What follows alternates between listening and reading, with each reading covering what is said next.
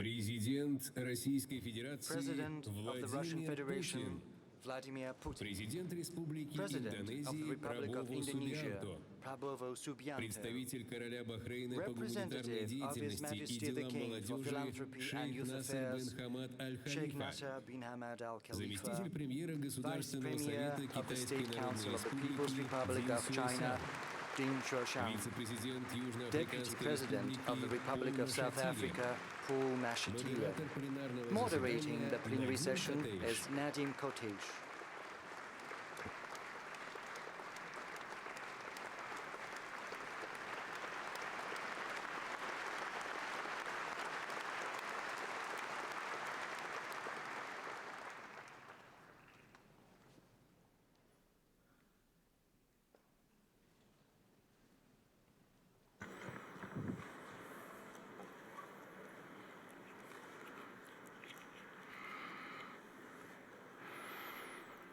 Good evening, everyone.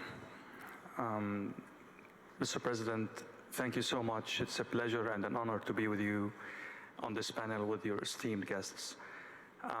If anything, the St. Petersburg International Economic Forum is again and again proving itself as a pivotal platform for the discussions around global economy, global trends, and geopolitics. So there's no better time than now than being here and discussing what we are going to discuss after listening to these speeches, one by you and the rest by your esteemed guests.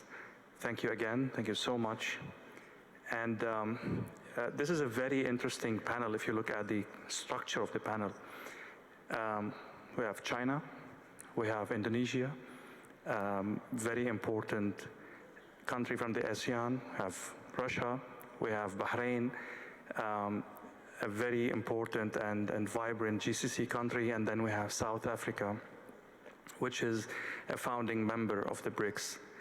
And still some people would say Vladimir Putin is isolated. So I don't know if this panel says something, it says how multipolar the world has become. Mr. President, the floor is yours for the first speech.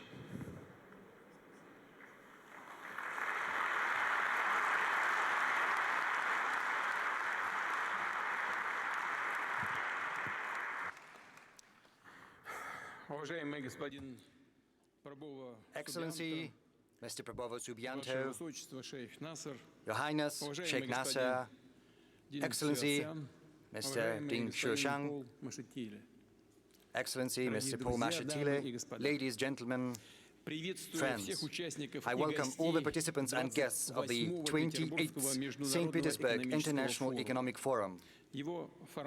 Traditionally, it is a platform for substantive, meaningful discussions on the most relevant subjects of this day, and we are glad that these discussions in the forum platforms are attended by representatives of 140 countries and territories. This year, the themes discussed here, and all of them are important, or rather, as colleagues call them discussion tracks, include the quality of growth in a multipolar world and great challenges. And these challenges include tectonic shifts in global economics and demographics, including the dynamics of the world's population. They also include social, societal, and geopolitical controversies that manifest themselves through crises and regional conflicts that are flaring up anew with greater force. Unfortunately, this is something we are witnessing currently in the Middle East.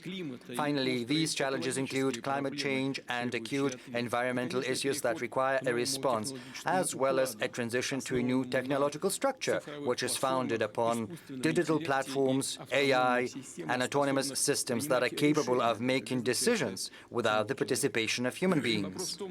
The thing is, how do we make sure that these positive technological changes are spread ubiquitously? How do we make sure that these new digital technological solutions are universally acceptable, allowing countries, regions, and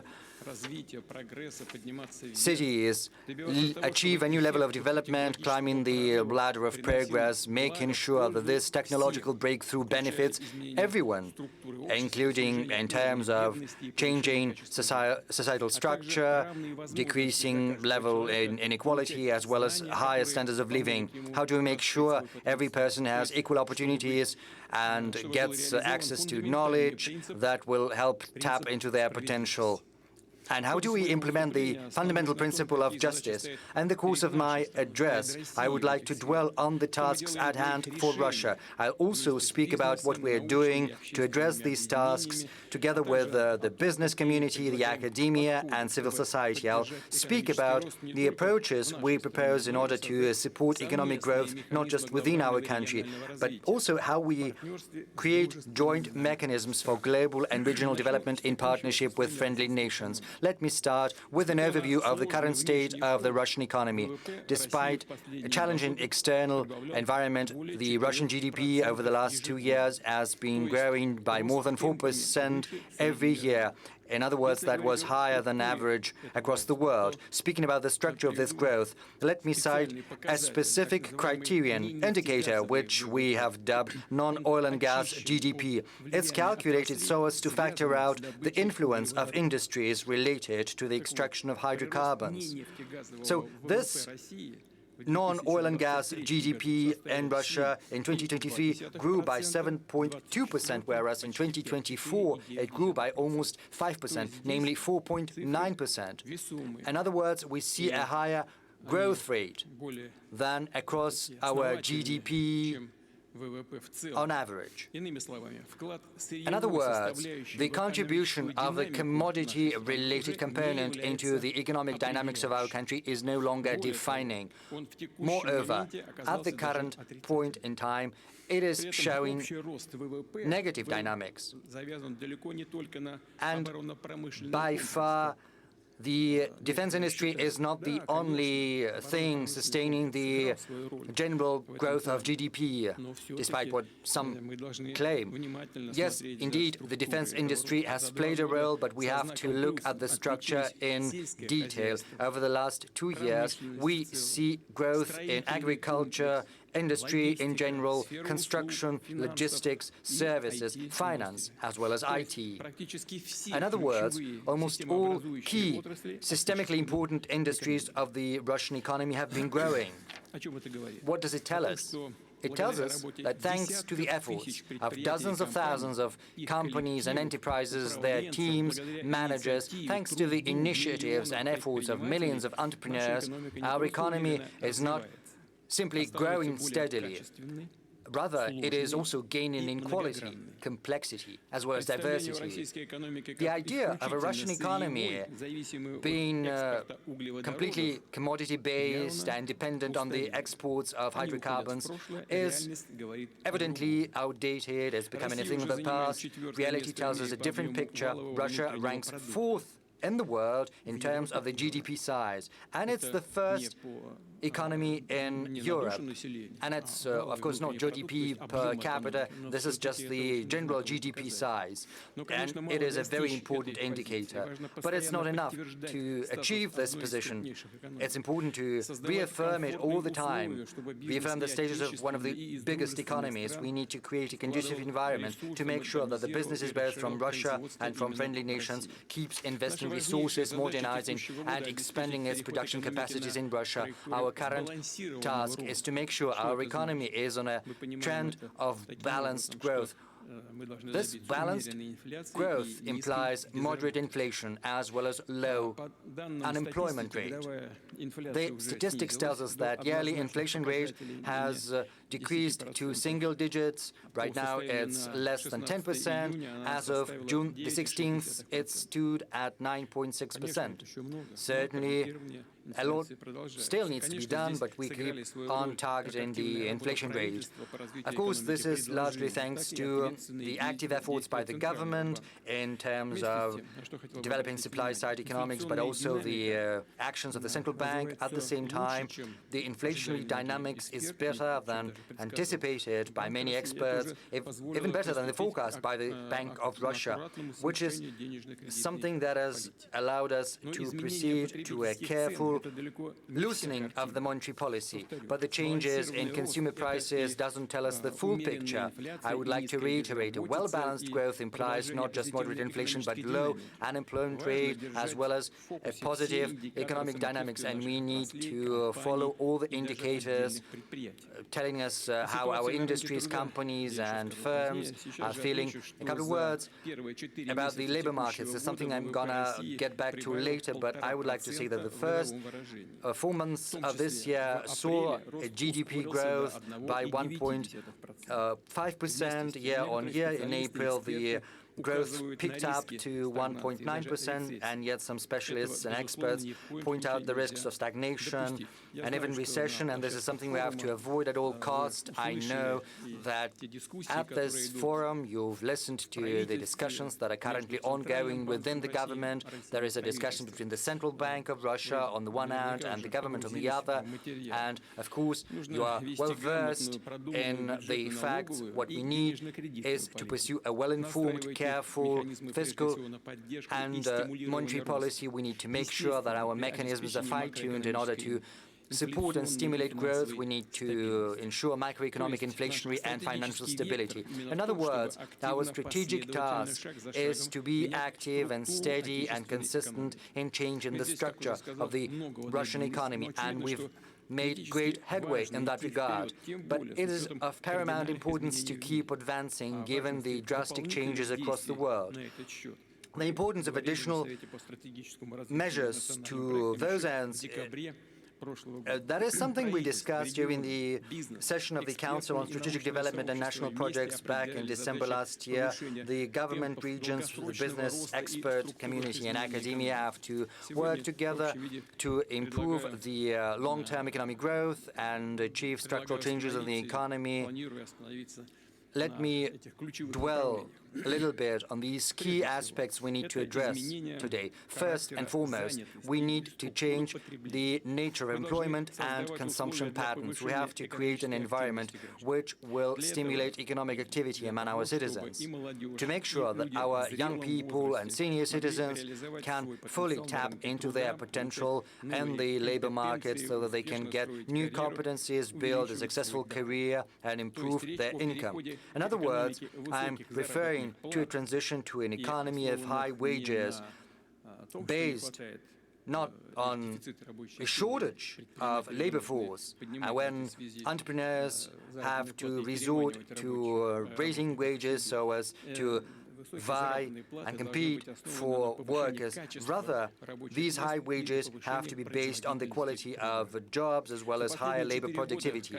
Over the last 4 years, employment in Russia grew by 2,400,000 people. Starting from October last year, across the country, we stabilized the unemployment rate at around 2.3%. We managed to achieve a record low of unemployment rate. We are also witnessing positive dynamics in those Russian regions that traditionally have been facing acute problems in employment. I refer, as colleagues know, mostly to the south of Russia. And right now, we see the unemployment over there half or so.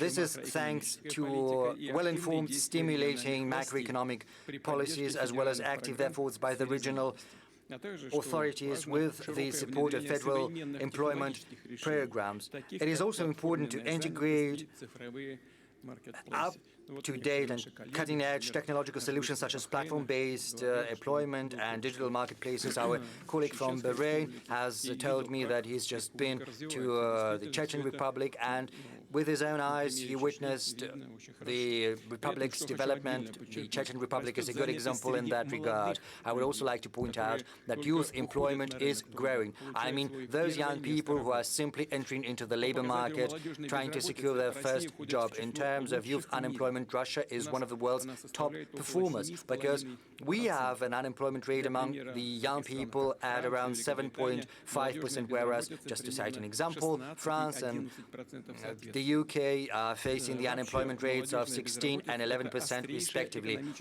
Generally speaking, youth unemployment is a most acute economic and social issue across the modern world, but as we can see, Russia is more or less successful in addressing this problem. We are following the right path and we are coping with it. Of course, there is room for improvement, but I would like to underscore that progress in that field is undeniable, and active youth employment yields results not just in the short term, because a good start, being a highly sought-after specialist in the labor market, this is something that sets the stage for later professional career of a young person and their place in society. It has an influence on their desire to make a family, take care of their parents, raise children, not just the firstborn, but fortunately a second or the third, and other children. And of course, this helps address social, economic, and demographic development of the country. Moving on. Our employment is growing in the industries that create great added value and end products such as high-tech, and I also refer manufacturing in IT, tourism, whereas employment in supporting industries such as public administration, trade and finance sees a decrease in employment there. And this is an objective fact, and it's well-grounded. Maybe not everyone knows that, but this is a very good trend, that the employment there is decreasing. Just for your information, if we look at the dynamics in information and communication, we see an increase of almost 30% by 350,000 people. We see a 10.2% growth in manufacturing industry, whereas the number of workers in trade has decreased by 170,000 people, which is minus 3%. These are gradual yet very significant trends that reflect the structural and quality changes we intend to keep working through increasing the efficiency of our economy and introducing digital platform-based decisions and solutions to make sure that we decrease employment in the so-called supporting industries. But we have to provide those who are employed there with an alternative. And to that end, we will stimulate the creation of better, more attractive jobs with higher labor productivity that satisfy the new technological structure. And of course, for the benefit of our people, we have to fine-tune the labor legislation. The government has drafted a package of such amendments. I would like to ask the State Duma to adopt those amendments swiftly. I would like to reiterate that high-quality, structurally sound employment holds the key to improving income of citizens and families and decreasing inequality. Of course, inequality is still a problem, but we are making good headway in addressing that. We have already managed to do a lot to raise the income of the most vulnerable citizens. And on a particular note, I would like to say that we've managed to achieve a record decrease of poverty, because as of the end of last year, poverty level stayed at 7.2%, and the positive dynamics is still very much in effect. And the first quarter of this year has seen a decrease of more than 2 million people, of those who earn less than the minimum wages. This August Assembly knows that, but I would like to say that in 2000, the poverty level in Russia stood at 29%. This is for information of our guests. And unfortunately, 2.3 million people lived in these undignified conditions. In 2024, this level is just 7.2%, and it's just 10.5 million people. But this is not the end of our journey. We need to make sure that this figure goes down. We first have the task of decreasing it to 7% and then to 5%.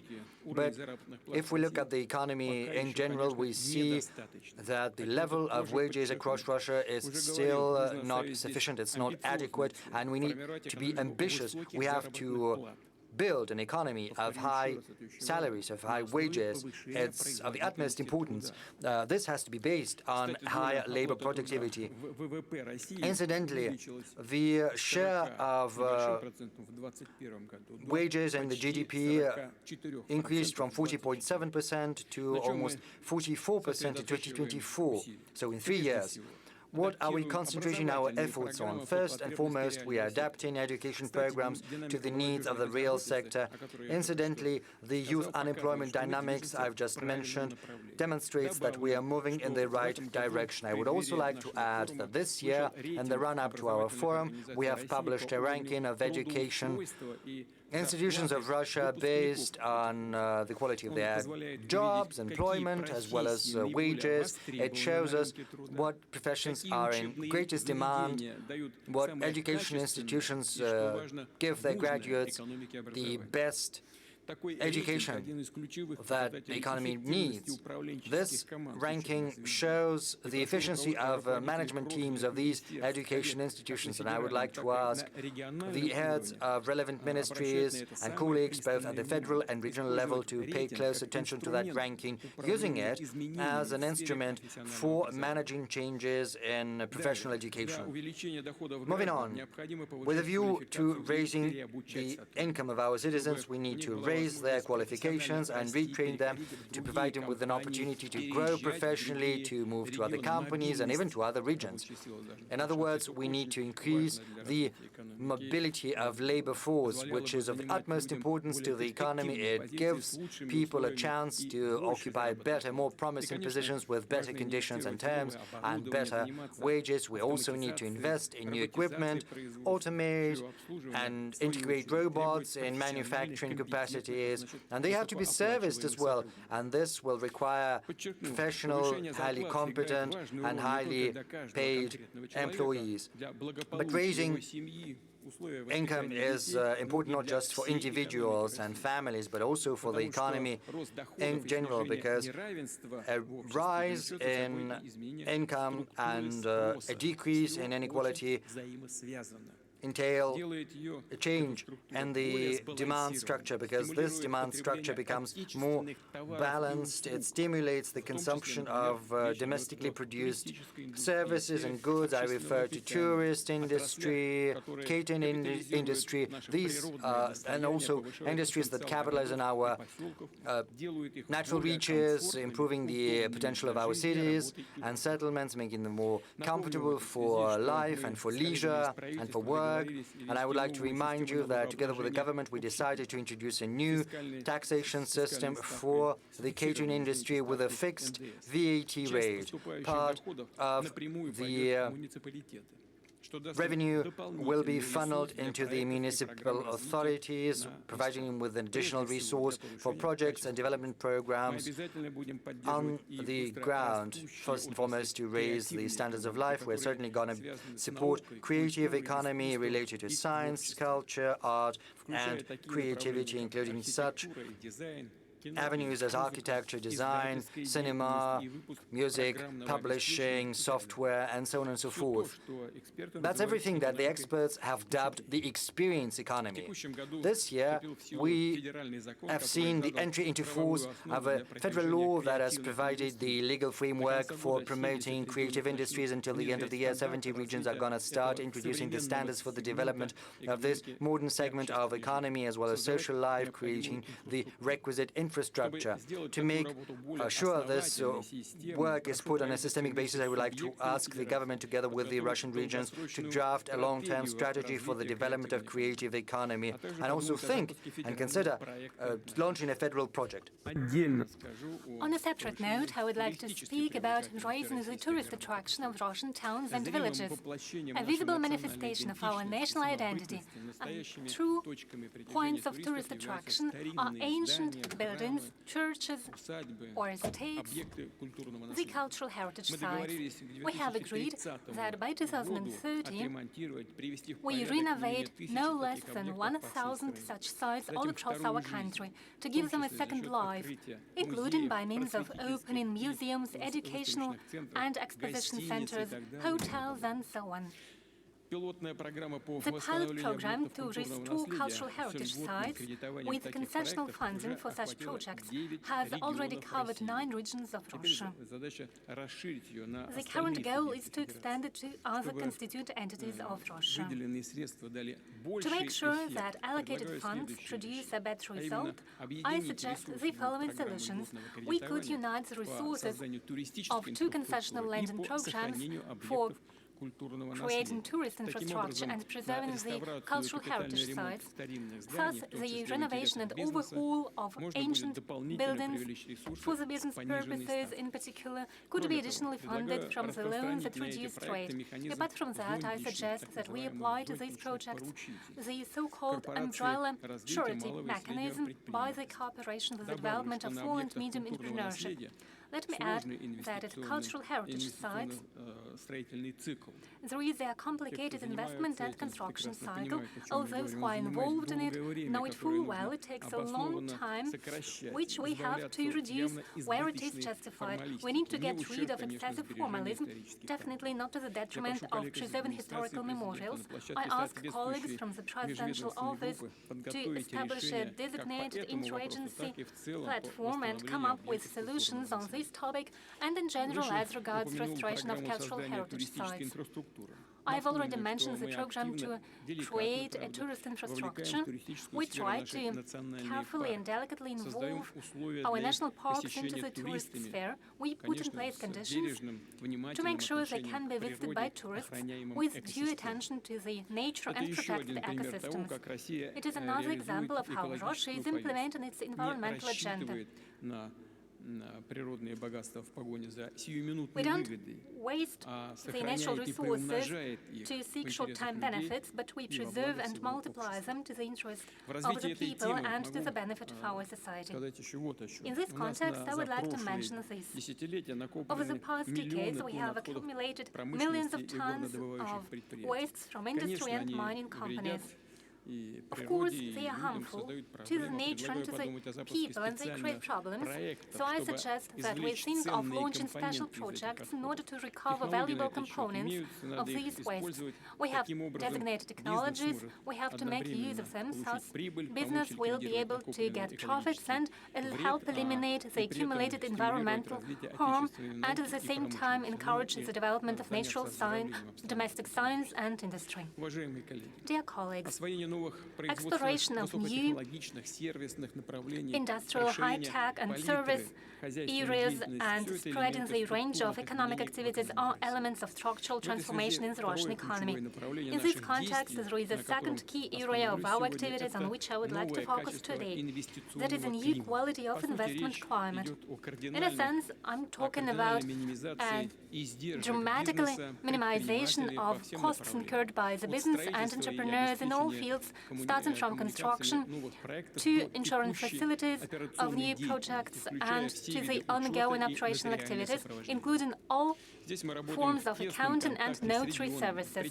We are working in close contact with regions, entrepreneurs and expert circles. Together we try to make sure that business and investment activities are growing all across the country in every town and village. Let me remind you that we have set ourselves a goal, the capital investment investments in Russia by 2030 has to grow by no less than 60% against 2020. The government has already launched a system for supporting investments in the regions. It includes provision of comprehensive and full services for the investor up to the stage when the plant is put into operation with access to all support mechanisms, including tax benefits and exemptions. We will carefully monitor how this is implemented and adjust it, taking into account the wishes of the business, its demands and needs. And of course, we will follow the example of the regions who are leading in terms of attracting capital investments and multiplying their successful experience and best practices.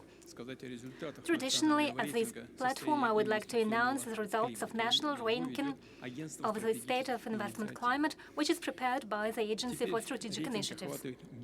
Now the ranking takes into account a greater number of indicators, 82 instead of 70. That is, it has become more detailed, which means it is more informative now.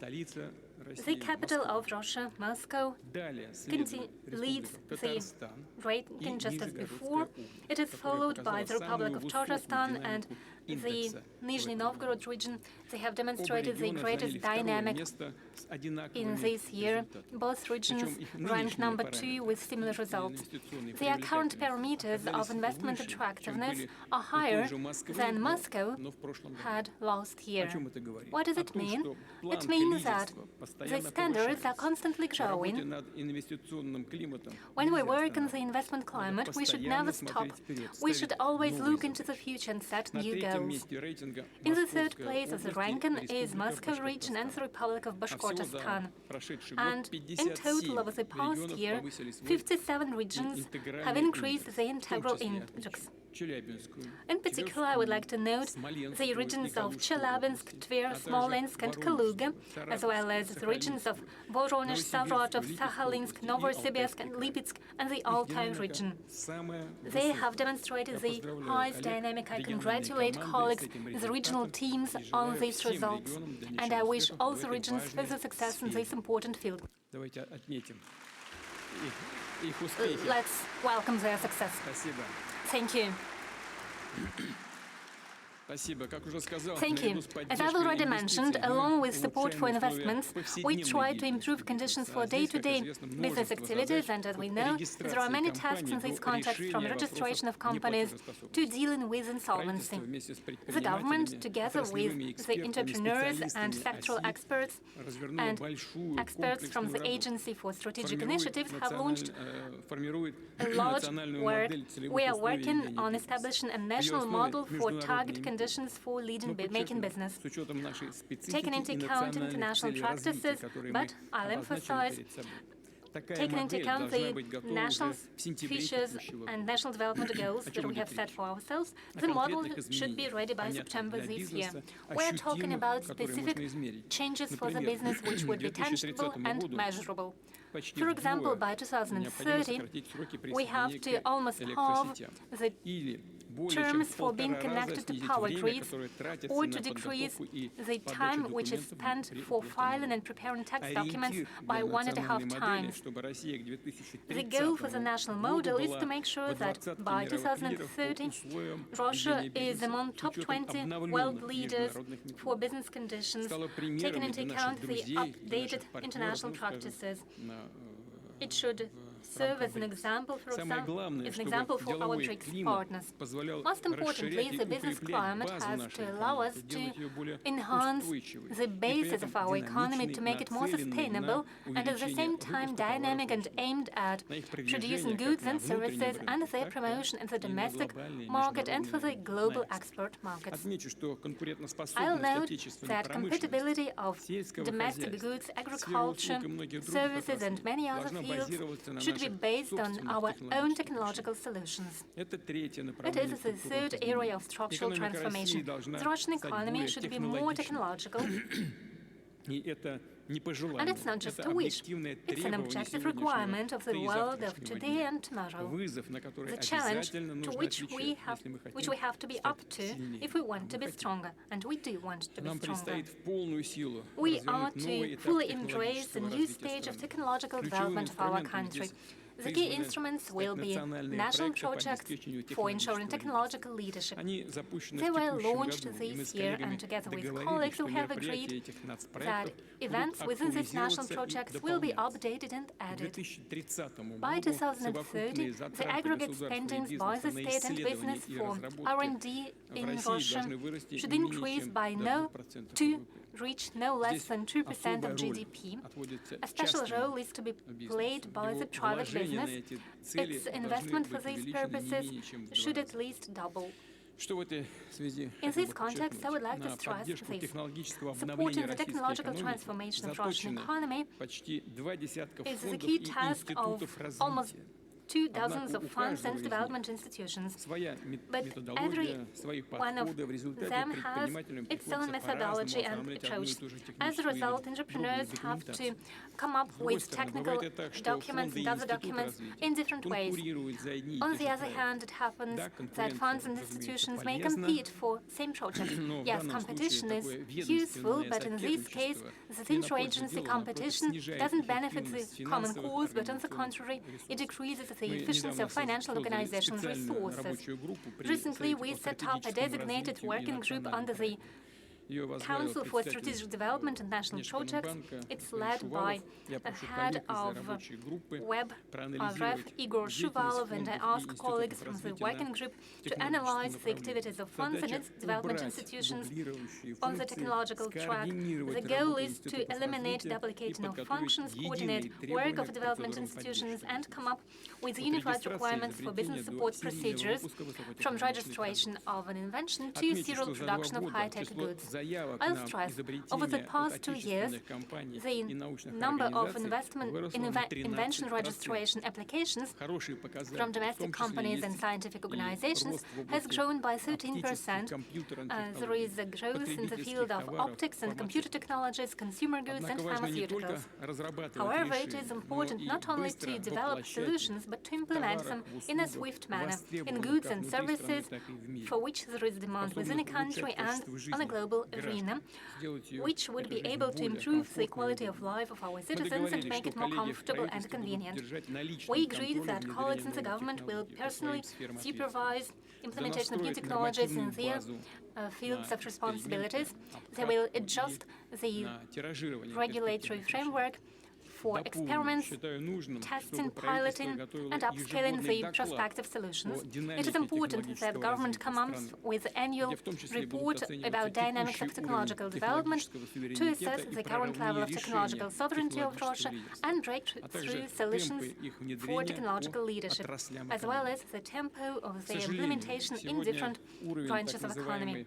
Unfortunately, today the level of so-called commercialization of inventions in the university context is low. Small innovative entrepreneurs unfortunately are in a situation where only one invention in 100 reaches practical application. It is too few. We need more active cooperation between educational institutions, R&D institutions, and business environment. We have to help them find each other. We have a program entitled University of Entrepreneurs. It involves experienced businessmen who work together with students in designated workshops. In the higher educational institutions, they come up with advanced technological solutions and products. We have already seen the first results.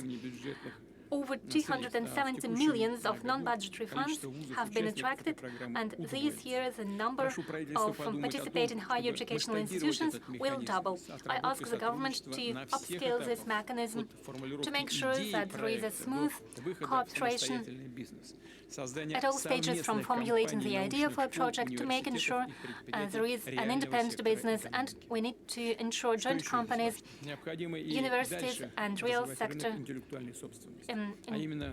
companies. There is another important issue. We need to further development the market of intellectual property. We should expand the possibilities for loans secured by patents and trademarks. They should help business. They should help business have real assets which would attract investments. By the way, Russia has over 1 million of valid trademarks. Over the past year, our entrepreneurs have registered almost 77,000 brands, primarily in the fields of light industry, software, household chemicals, and some other fields. It is by 12% more than a year before. It is a good tempo and will support new Russian brands. In a month in Moscow, we'll see the results of a new competition entitled That's Us. Small and medium enterprises account for a great number of shares, and they require promotion as they enter new markets. Small businesses, separate entrepreneurs, or just a handy person from a small town or village today can found a customer for their products or services with the help of marketplaces. Previously, it was almost impossible. The audience, the number of their customers is growing not only in our country, but all across the world. Unlike most countries dependent on global platforms, Russia has examples, good examples of own successful electronic platforms. It is a real and tangible achievement of domestic business of which we can be proud of. We will continue putting in place conditions under which Russian digital platforms will develop and compete with the international giants. We have already come up with a draft law which will be a first step to building a modern regulatory framework for platform economy. I ask the State Duma to accelerate the adoption of this draft law. I'll add, in the field of digital platforms, there are certain problems, in particular unfaithful practices of making business, violating the competition and the rules for using the data. I ask colleagues from the President's office, together with the government and business representatives, to discuss this topic within the Intergovernmental Interagency Working Group. I also ask you to analyze the regulation not for the digital but traditional offline trade, that is, shops, chain stores, and so on. Such regulation in many regards is outdated. It was developed in a different technological era and is not up to modern challenges and opportunities. I'll add that marketplaces have a large volume of data about the, so to say, health of the business and the state of the market. They know what support it needs, be it advertising or sales, recruitment of staff, or getting a loan. We should make use of these opportunities for the development of small and medium enterprises all across the country. I ask the government to come up with proposals in the context of coordination and aligning information and other instruments to support and promote the business that are at the disposal of the government and digital platforms, including financial and guarantee mechanisms of the SME cooperation. Next, the own independent solutions, including the digital solutions, should be used in order to strengthen the foreign trade infrastructure. I'm talking about logistics, insurance, and payment systems. I'm happy to say that we have a state system of electronic consignment documents fully operational, so all the papers you may need for transportation by road, be that consignment documents or waybills, all of that can be done online, electronically. And on a monthly basis, more than 1.5 million of documents of the kind are being issued. We have intentions to go digital and use platform solution for all means of transport in Russia, including transport by road, air, rail transport, river and maritime connections. So we're talking about creation of the national digital transport and logistical platform. This modern technological foundation will serve for the development of international corridors, among others, including Trans-Arctic Transportation Corridor from St. Petersburg via Murmansk all the way to Vladivostok, and many other transportation routes. As for payment infrastructure, here we are going to work closely with our colleagues from the BRICS bloc. We will be aiming to create efficient and reliable mechanisms and services that are fully independent from any kind of external interference. And in this regard, we absolutely need the experience that our countries have in circulation of digital national currencies. Russia has been implementing a pilot project of the kind for 2 years now. We worked on all the major operations, including opening of accounts, closing accounts, transfers between individuals and legal entities, payments for goods and services. Our goal right now is to make sure that the use of digital ruble is a commonplace, both between individuals and companies and banks. And I request the central bank and the government to accelerate this tradition and identify the periods for the technological development in the financial sector. In this regard, the fourth area of structural change is in the new quality of foreign trade, and that applies both to export and import. The goal is clear. We need to increase the non-oil and gas export.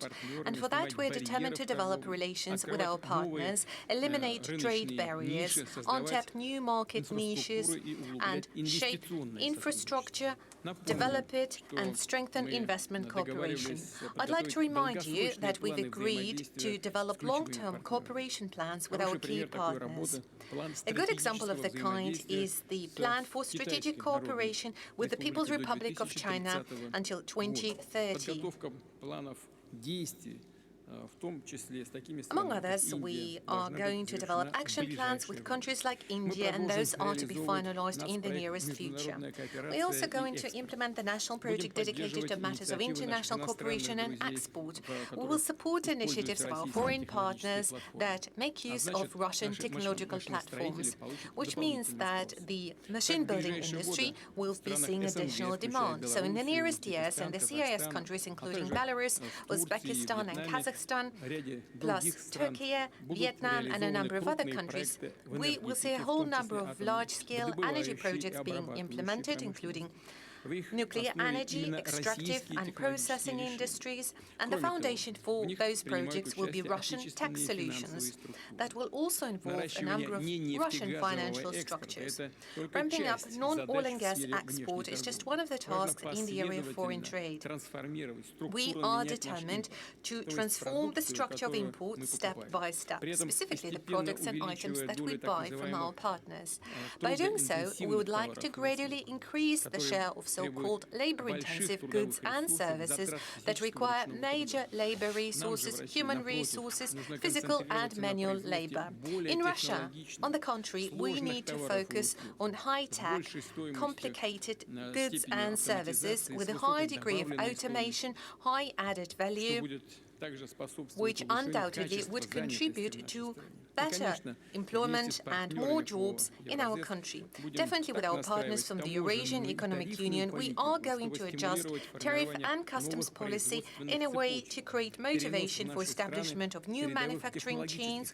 We would like to encourage technological transfer to our country. We want to bring more tech solutions that should also create better quality of jobs and create more better paid jobs in the country.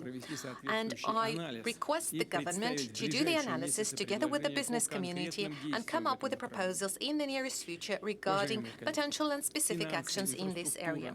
Dear colleagues, finance, infrastructure, the real sector of the Russian economy are developing along the principles of high technologies, flexibility, and ability to quickly respond to external challenges and any fluctuations to the demand that may happen on the side of our citizens or foreign partners. This approach is fully applicable not just to the civil sector, but obviously to the area of defense, and specifically the defense industry. Our meetings inevitably touch primarily on the matters of economic development and economic growth. Here at the forum we talk about the current state of the economy, but in the world of today we see that there is less and less of division between the defense industry and other part of the economy. Some countries no longer have the difference. And those dramatic changes is the fifth area of the structural modernization of the economy and strengthening of our sovereignty. The key principles in this regard are the following. First and foremost, technological advancement on all stages, from development and manufacturing to logistics, procurement, and taking care of supplies to specific military units. We need to make sure that we constantly improve technological innovations in the civil sector, among others, but we also need to implement them very quickly in the area of defense and security. Whenever possible, we need to aim for synergies and adjacencies of the defense industry with the civil sector. We need to take care of the effective production of dual-use goods. Very frequently, there is no need to take care of adjacencies because many goods are dual-use by default, and they are very much in need in maritime and river facilities, aircraft engineering, electronics, manufacturing of medical equipment, agriculture, and more. I will tell you that we need to step away from clearly differentiating the companies between the military industry and those companies operating exclusively in the civil sector. The situation evolves in a way that we see that there are more and more competitors and competition from the high-tech holdings capable of addressing both military and civil objectives. The second point is all about the speed of change. Today, global business leaders, among others some of the Russian companies, may show that time needed from ideation to actual creation of a product can be reduced down to a quarter or even several months. And the time needed from the actual time of manufacturing of the product to the time it is delivered to the end consumer amounts to weeks or even days. The area of defense and security should be guided by those high standards. And finally, of course, flexibility. We are talking about increasingly important role to be played by commanders of military units, formations, and managers of the enterprises operating in the military industry. Primarily, it is all about taking care of the technical supplies, testing new hardware and machinery, and finally developing the final results and the tactics of achievement of this result. And I guess our colleagues from the area of defense industry and any adjacent industries would agree that it is crucial to develop the mechanism of very quick and effective scaling of best practices. We know how to do that, and we are doing it successfully. Fourth, economic efficiency is crucial to provide for the task we face in the area of defense. And a good example of the kind is introduction of video surveillance system using artificial intelligence. And it allowed us to dramatically reduce the number of offenses committed, for example, in the city of Moscow. That also applies to the fairly cheap and affordable UAVs. That is a very efficient way to destroy and eliminate very expensive military equipment. Obviously, we're going to learn from the negative experience as well. It is all valuable, building up to ability to make the right decisions. Generally, the defense industry has accumulated good pace, and the enterprises of the industry have been able to increase their produce manifold and are taking care of new weapons and arms production. We are determined to constantly modernize and update military facilities of the armed forces of Russia to make sure they are in line with the latest developments and state-of-the-art technologies that have proven their efficiency in combat conditions. At the same time, we're determined to develop military and technological cooperation with friendly countries. And here we're not just talking about supplies or modernization to supplies of machinery or hardware. It is also about joint developments, preparation of hardware, and creation of industrial capabilities on a turnkey basis.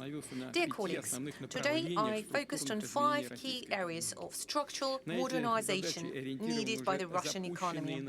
And there are national projects already launched focused specifically on those goals. That also includes state programs. They require constant adjustment, taking into account the evolving situation in the world and new opportunities opening up to us. I request the Russian government to digitalize and make sure they monitor the KPIs related to the key structural changes in our economy. I also request you to monitor its dynamic and adjust if necessary. As mentioned earlier, the global economy is living through the largest scale transformation over the decade. The countries of the global majority are ramping up their potential by adjusting the power balance and changing the economic map of the planet. At the beginning of the 21st century, BRICS countries amounted to 1/5 of the global economy.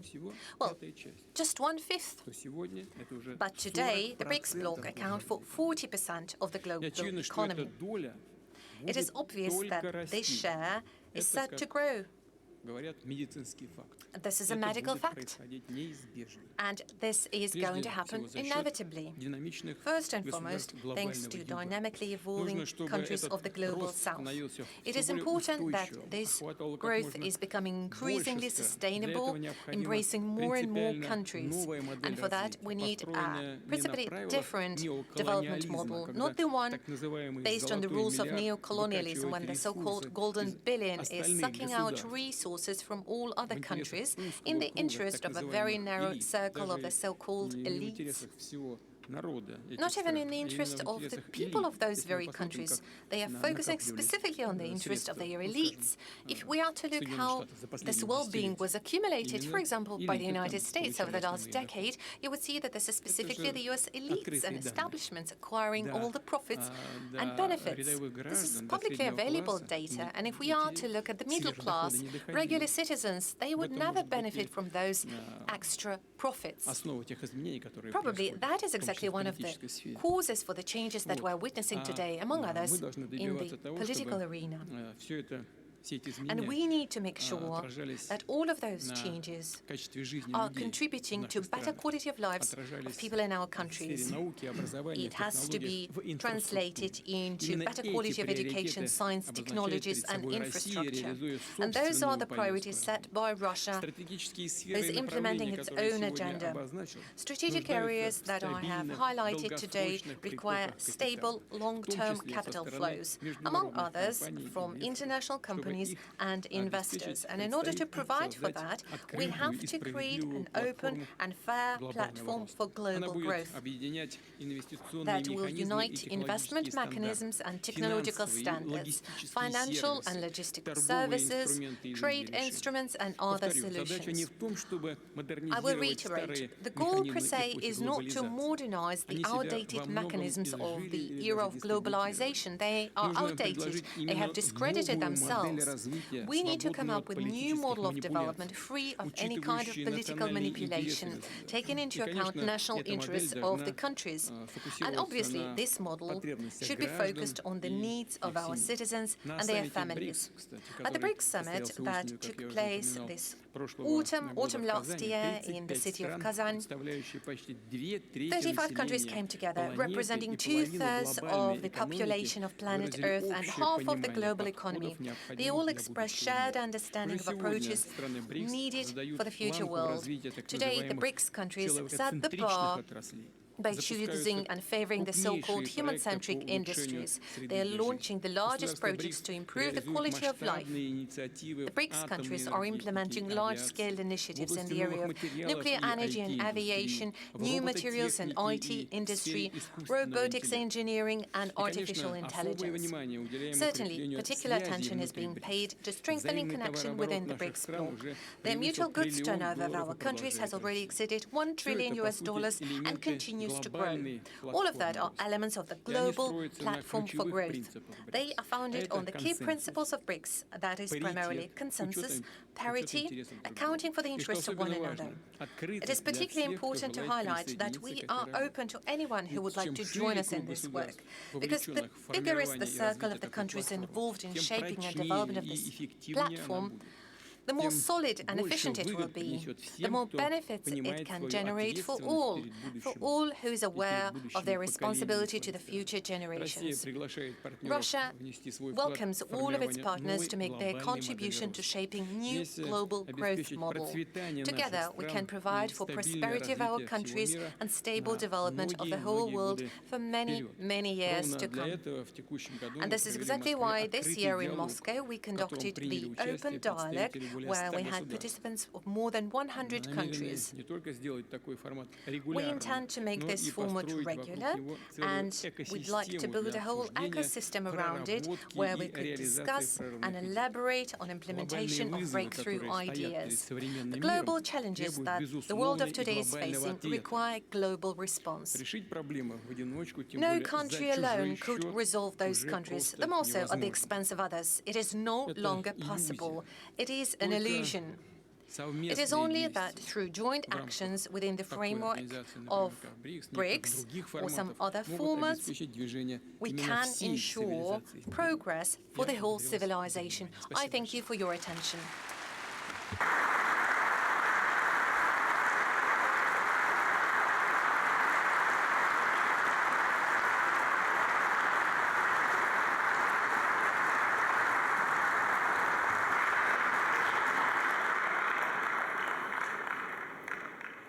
Mr. President, thank you so much for the speech that actually set the stage for a very interesting debate. After the rest of the speeches, I give the floor to the President of the Republic of Indonesia, Prabowo Subianto.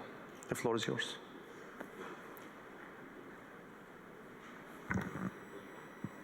Your speech.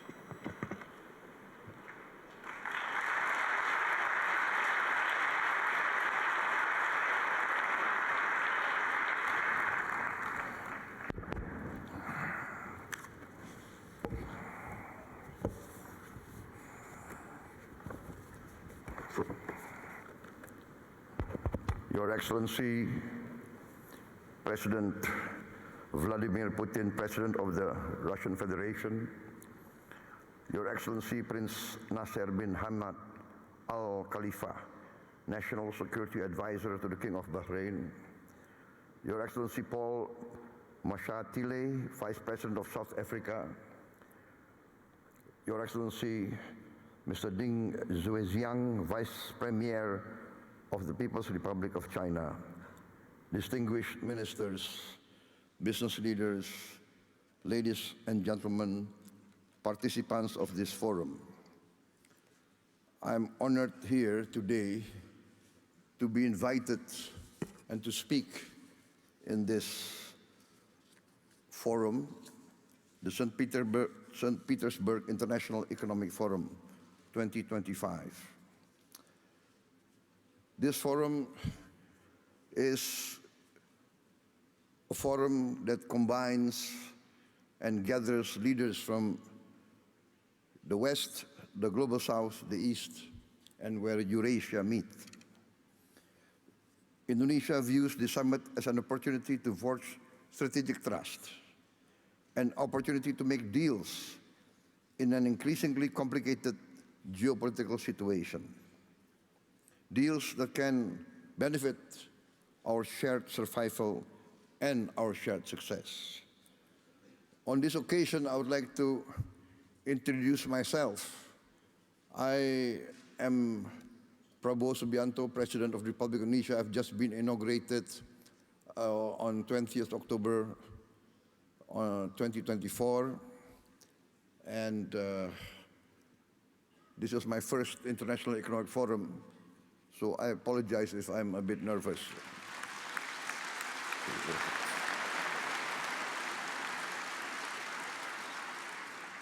Indonesia is the fourth largest country by population. Every year, there are 5 million new Indonesians arriving in this world. Every year, 5 million. That means every year, a group of people the size of Singapore. So in 10 years, there'll be 10 Singapores in Southeast Asia, the size. I give this as an illustration of the size of Indonesia. This gives us great opportunity, but also gives us great challenge. Any leader of Indonesia must think how to feed 5 million more mouths every year, 5 million new school places, etc., etc. The hospitals, and more important and most important is the food. In my opinion, the duty of a government is first to protect its people.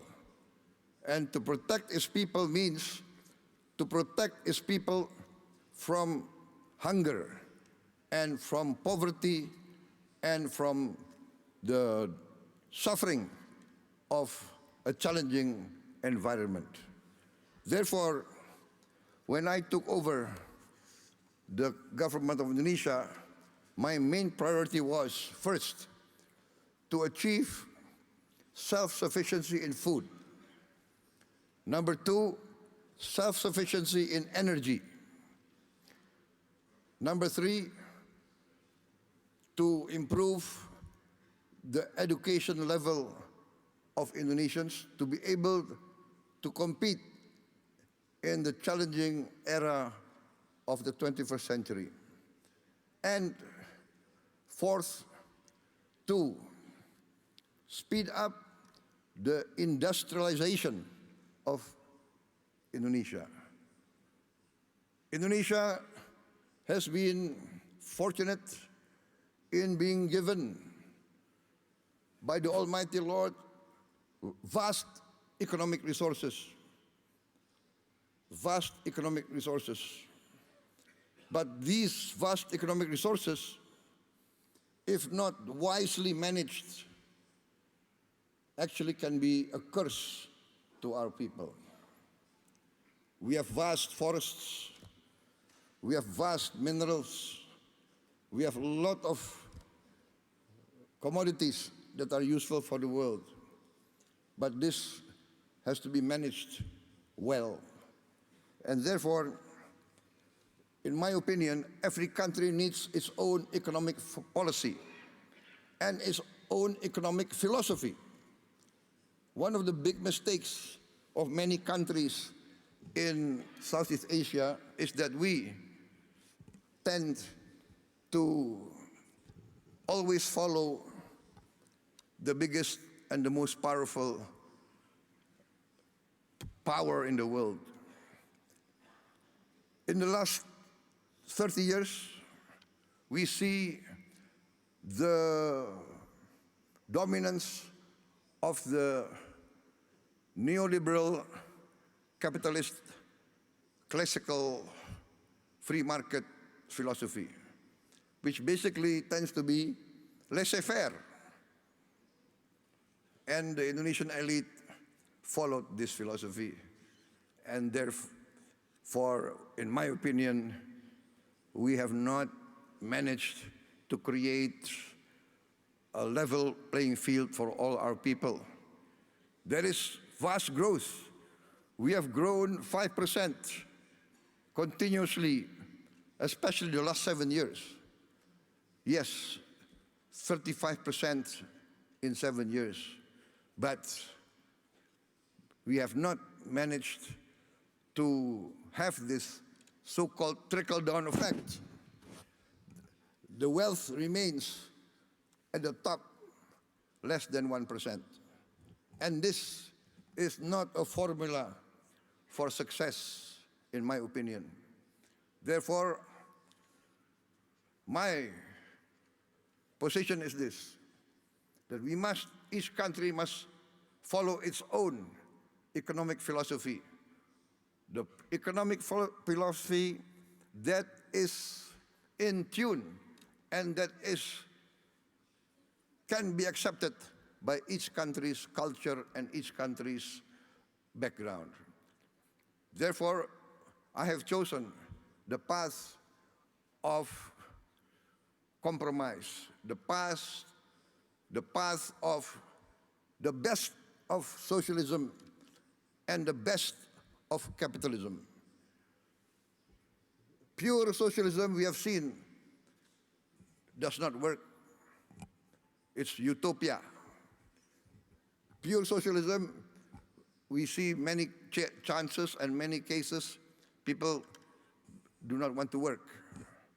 Pure capitalism results in inequality, result in only a small percentage enjoying the fruits of the wealth. But our path is the path of the middle way. We want to use the creativity of capitalism, innovation, initiative. Yes, we need that. But we need government intervention to overcome poverty, overcome hunger, to intervene and to protect the weak. Because there's a danger in developing countries like Indonesia of what we consider the danger of state capture. The collusion between big capital business and government officials and political elite. In the end, the collusion between these two groups does not result in the alleviation of poverty and the widening of the middle class. Therefore, we have chosen the philosophy which, in essence and in simplicity, can be reduced to one sentence. The greatest good for the greatest many. That is our philosophy. Our government must work to bring the greatest good to the greatest many. And in this case, we have to have a clean government, free of corruption. And this, I think, is the key of rapid development. I am proud to stand here before you. In my 7 months of administration, we have achieved an increase in rice and corn production of around 50%. And this is the greatest increase production in the aggregate in the history of the Republic of Indonesia. And we have now in our government warehouses 4.4 million tons of rice, which is the largest reserve in the history of the Republic of Indonesia in just a few months of my administration. We increased efficiency, we fight very strongly against corruption, we deregulate, we cut all the regulations which increase inefficiency, and we have seen the rapid results. I believe that if Indonesia can play a good role, a positive role in international relations, for instance, our participation in BRICS, we thank the government of Russia for supporting us to be a member of BRICS very fast. I think we are one of the fastest members to be accepted in BRICS. Also, Madam President, former President of Brazil and President of the New Development Bank, we are also accepted into the member of New Development Bank, also very fast. We thank also the government of China for supporting us and the government of South Africa. And we believe that together BRICS can contribute significantly to stability, prosperity of the world.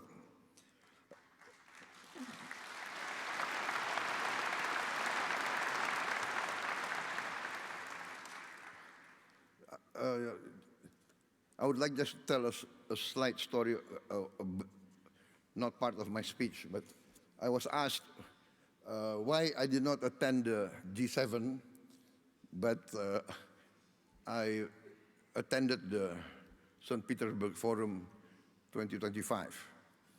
And it's not because I did not respect the G7, it's because I gave my commitment to attend this forum before they invited me.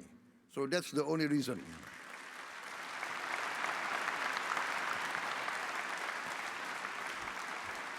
So please don't read too much into the event. Sometimes political observers, they want to read, is this a political statement, right? No. Indonesia, by tradition, always non-aligned. We respect all countries. Our foreign policy is very simple. One phrase, 1,000 friends, too few. One enemy, too many. We want to be friends with everybody.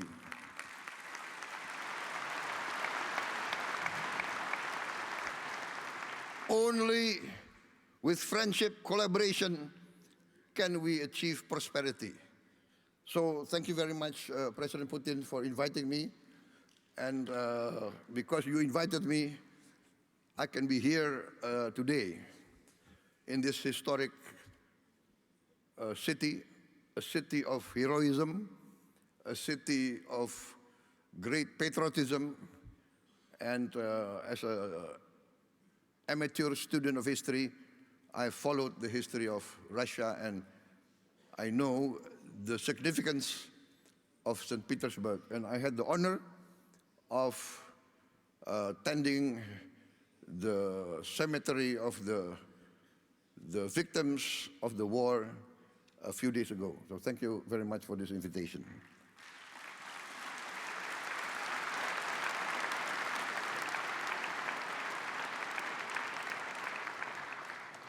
For many times I have said in many forums that Indonesia has chosen the path of non-alignment.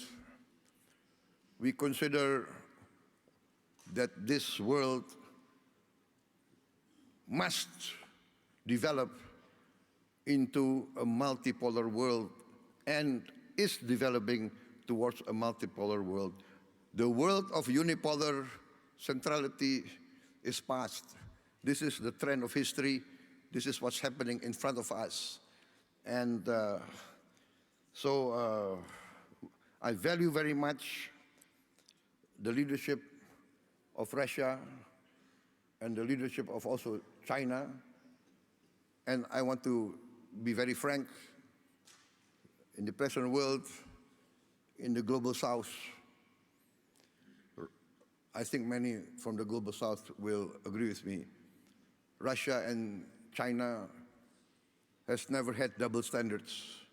Russia and China has always defended the downtrodden, has always defended the oppressed, has always fought for the justice of all peoples of the world. So I say this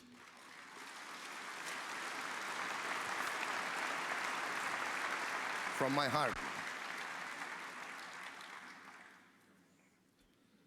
Therefore, Indonesia wants to be a good partner and a strong partner. My experts tell me that in this first semester, our economic growth is more than 5%. Actually, it can really end up by the end of this year nearly 7% or even more. So this shows that we have chosen the right path and we are achieving our goals. I'm very convinced that we will achieve our goals within a few years. I've given the target 4 years self-sufficient in food, and we are experiencing that we can be self-sufficient in food within this 1 year. And we will be, in a few years, a net exporter of rice and corn. Also, now I've formed a sovereign wealth fund, which we call Danantara, which means the future energy of Indonesia. So this fund we make to protect the wealth of our children and grandchildren. The fund now has 1,000 billion US dollars of asset under management. And this year we have cash to invest of $18 billion. We want to work together with all strategic partners. We do not ask for assistance. We do not ask for handouts. We want to be a real partner. We want to achieve together real prosperity. We are open for business. We invite all groups from everywhere, especially Russian entities. Before I was elected, I was an entrepreneur, and I have good relations with Russian corporations. My brother has been active in this area for many, many years, I think more than 2 decades. So we know Russian corporations, and we would like to see Russia participate more in our economy. I've mentioned our foreign policy. We have always been, and we will continue to be non-aligned. We thank Russia for helping us and for achieving the Indonesian-Eurasian Union CEPA, Comprehensive Economic Partnership Agreement. And we have completed also negotiations with other groups, Bloc CPTPP, also with the European Union CEPA, and we also request to join OECD. For us, the world and the planet is getting smaller. We will work together with you for peaceful collaboration, peaceful coexistence with all countries. We view with sincere regret the escalation and increase of conflict around the world, especially in the Middle East, and we hope that all parties can come to a peaceful resolution as soon as possible. I think, distinguished guests, I've come to the end of my short speech. I apologize if what I say is not what is expected of me, but what I say comes from my heart. Thank you very much.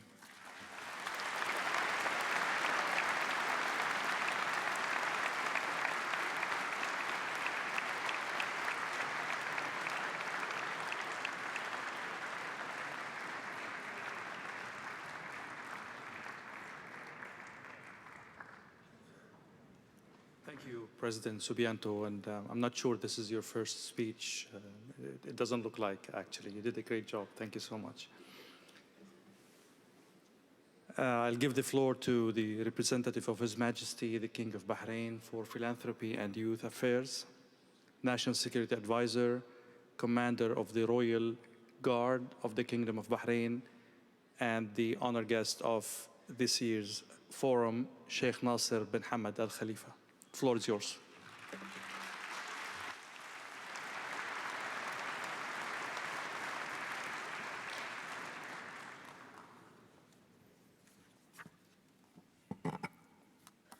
بسم الله الرحمن الرحيم. In the name of Allah, the Gracious and the Merciful, Your Excellencies, Your Excellency President of the Russian Federation, Mr. Vladimir Putin, President of a friendly nation of ours, Excellencies, distinguished guests, peace be upon you and the blessings of Allah. From the outset, I would like to express my deepest gratitude to the government of the Russian Federation for the kind invitation extended to the Kingdom of Bahrain to attend this year's forum. We would like to address special thanks to His Excellency President Vladimir Putin for his gracious invitation extended to me to participate in this forum as a speaker. I would also like to give you the greetings from His Royal Majesty the King. May Allah save him. And also greetings from the Crown Prince of Bahrain, Prime Minister of Bahrain. May Allah preserve him as well. It gives me great pleasure to remember His Royal Majesty's visit to Russia in May 2024. And the course of that visit, he met with Your Excellency, Mr. President. This meeting was an important stage in the development of our bilateral relations of trust and friendship, as well as our mutual desire to further reinforce those ties. And this is evidenced in particular by the participation of the Kingdom of Bahrain in this year's forum. Distinguished colleagues, the economic policy pursued by the friendly nation of Russia under the leadership of President Putin is the engine of stable economic growth of Russia. This policy plays an important role in developing such strategically important industries as energy and industry. This certainly has a positive influence on the international investment climate. Russia is reinforcing its economic ties with the countries of our region as well as with the countries beyond our region. It also contributes to fostering new trade and economic opportunities with potential we're trying to tap in. And I would also like to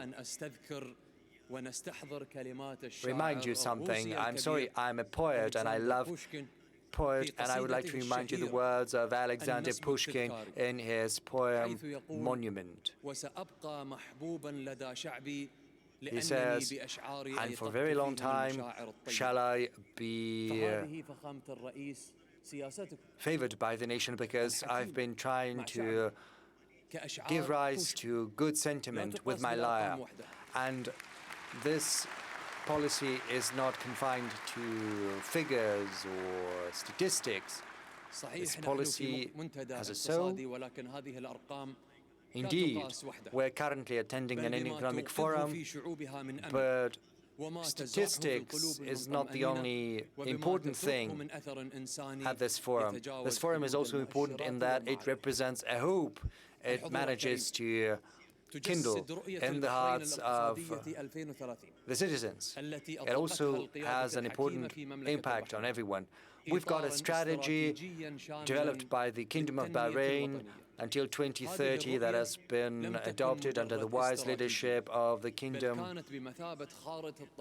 The 2030 vision is not just a strategy. It is also kind of a roadmap for building a sustainable future.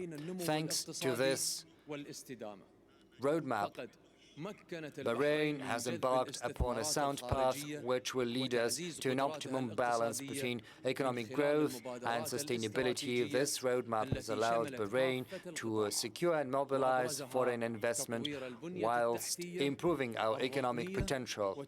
We have come up with a number of strategic initiatives aimed at developing each and every industry, including our digital infrastructure.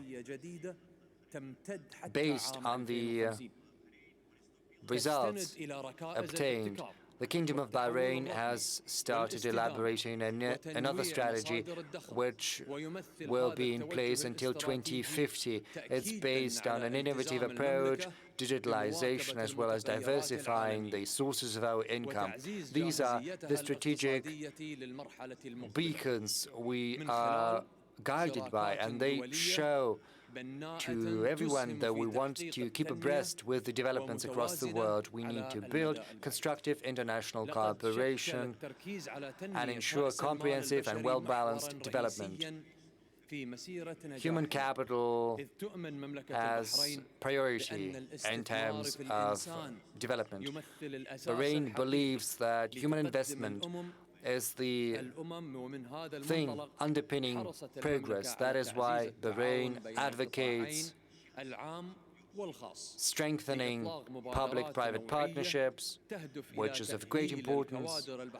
And in that regard, we've got several important initiatives with a view to training young professionals, helping them enter the labor market. This, in turn, will help us build an adaptable economy which is capable of adapting to challenges as well as changes. Bahrain is trying to build well-diversified infrastructures. This has already allowed us to become one of the hubs in the region. This has helped us facilitate our business community. This has also created a conducive environment for building new industries. Digital economy is the backbone of our strategy for building an economy of knowledge. On the other hand, we've got strategic partnership with friendly nations such as Russia. And this partnership is the pillar for developing the business environment in the Kingdom of Bahrain. Bahrain is fostering efficient ties with all international actors. This has already allowed us to turn into a country which is attractive from the point of view of investment and economy. Bahrain is pursuing the course of attracting foreign investment through setting up the requisite preferences enshrined in legislation. We're trying to create a conducive business environment. Ladies and gentlemen, the GCC, as of now, sets the trend in terms of supporting business and mobilizing investment across the region. This is something we pay a great deal of attention to. We assume that both innovation and creativity are indispensable elements to sustainable economic development. Hence, we believe the St. Petersburg International Economic Forum to be an efficient platform for setting forth ambitious initiatives as well as improving ties between investment bankers and business people from different countries, because investment is not just about mobilizing funds, it's also about exchanging creative ideas. It's about implementing creative projects with a view to fostering a sustainable economy. That is why it's important to support innovation in business to accelerate technological progress. I would also like to point out that stronger economic partnership creates a favorable environment for supporting SMEs, and SMEs, in their turn, serve as the engine for economic development. We need, to that end, to unite our efforts internationally and nationally, because it'll open up new horizons for investment opportunities. This will also help us reinforce cooperation among states. That is why we're pursuing a well-informed economic policy in order to build different industries, different businesses, in particular in terms of innovation. We have set the task of building a truly competitive and creative environment, opening up opportunities for trade and economic cooperation with friendly nations. And in conclusion, I would also like to once again thank you, Your Excellency President Putin, for this kind invitation as well as for the excellent organization of this forum. It testifies to Russia's sincere wish to reinforce international economic dialogue. We believe the St. Petersburg International Economic Forum to be an important platform for strengthening our partnership with friendly nations, including Russia. We advocate cooperation for the sake of sustainable development, which is in line with our vision for 2030. Peace be upon you, as well as blessings from Allah.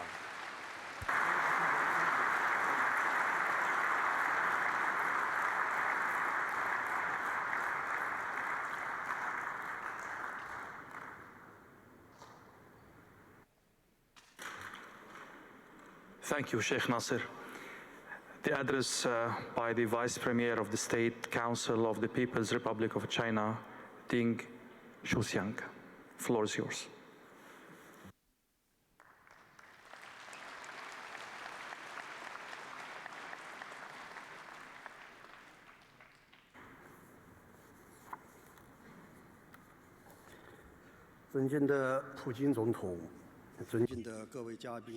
Mr. President, distinguished participants of SPIEF, ladies, gentlemen, I'm glad to have this invitation to participate in the 28th St. Petersburg International Economic Forum, which this year is dedicated to an important theme, a very relevant theme, shared values as a foundation for global growth in a multipolar world. First and foremost, on behalf of China's government, let me offer you greetings and my congratulations on the successful opening of the forum. 10 years ago, President Xi Jinping of China spoke at the UN General Assembly. Back then, he said that peace, justice, development, and freedom were important. These were universal human values, as well as the noble mission of the United Nations. These values are what allows us to overcome ideologically motivated paradigms of thinking and uniting humanity. This was positively received by the international community. Right now, we see unprecedented changes, and right now we see a rise in protectionism as well as one-sided actions. We see the hegemony of diktat of power. Geopolitical conflicts are flaring up. We are witnessing the emergence of new risks. Right now, humanity is facing a great number of shared global challenges. But referring back to President Xi's words, we believe we should remember the universal human values. We have to implement the concept of a shared future of humanity.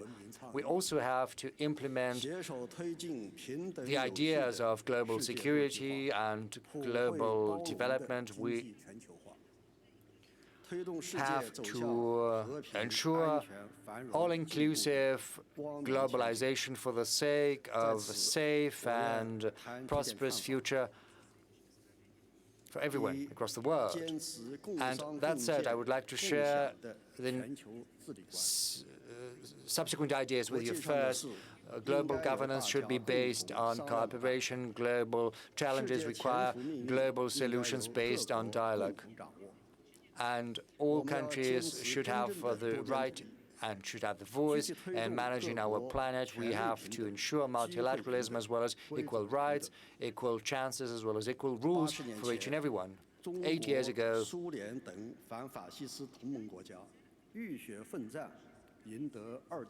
80 years ago, China, the USSR, and the anti-Hitler coalition managed to overcome Nazism, building the foundation of a truly multilateral system. Right now, 80 years since, we have to reaffirm our commitment to the UN Charter and defend these principles, as well as the world order, which is based upon international law. We have to advocate the UN's authority as well as international justice. We have to seek a better, more rational, more just international governance system. Second, an open, diversified world economy benefits everyone. But due to anti-globalism, the 2030 agenda is facing significant difficulties. Amid this environment, we have to remember the principles of mutual benefit as well as mutual development. We have to support the international trade system as well as the international economic order. We have to support trade facilitation as well as investment so as to make sure that economic globalization benefits all countries. China is trying to address the imbalances as well as inequalities in the world economy. We are helping more than 160 countries, and with more than 150 countries, we've managed to foster high-level cooperation as part of the One Belt, One Road initiative. There is a number of emblematic projects. We've also set up a global development foundation, and we've made a huge contribution to global development. We will keep deepening our cooperation with developing nations, while providing greater attention to our partnerships and partners from the Global South with a view to modernization on a mutual basis. Third, civilizations have to complement one another. Civilization development needs mutual enrichment. We need to develop these civilizations based on tolerance, dialogue, and mutual respect. They have to be respected as well as respected the right of peoples to choose their own future. We also have to avoid a new Cold War as well as ideological confrontation in all its manifestations. China speaks in favor of openness as well as tolerance. We advocate harmony whilst preserving our differences. There's this dialogue on civilizational dialogue and the Conference on Civilizational Dialogue. There's also a special resolution of the UN General Assembly that have been adopted, and working together with all of our partners, we're trying to make sure that each and every civilization prospers, to make sure that they are enjoyed by everyone. And of course, every civilization and every country have to have the right to preserve their own uniqueness. Peace helps development, and development ensures sustainable peace, and we've got to take the responsibility for peace on our planet. We have to reinforce mutual confidence and respect and ensure security. We have to help resolution of conflicts in the hotspots across the world. We have always spoken in favor of cooperation and development, and we stand willing to work and cooperate with every nation that is in favor of peace and development. And we have to pass down this legacy from one generation to another. Ladies, gentlemen, friends, China and Russia are permanent members of the United Nations Security Council. They're also leading emerging markets of the world, and as such, we have been long-standing friends. Our friendship has been enshrined. We are also reliable partners, supporting one another.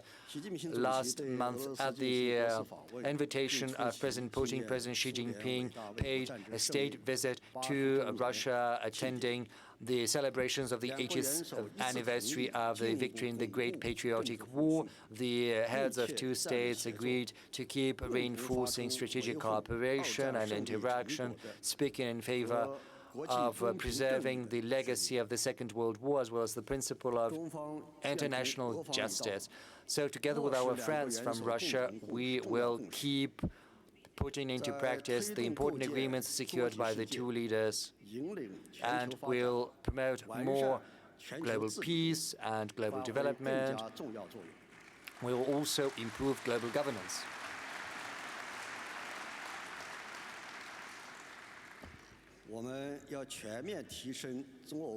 We need to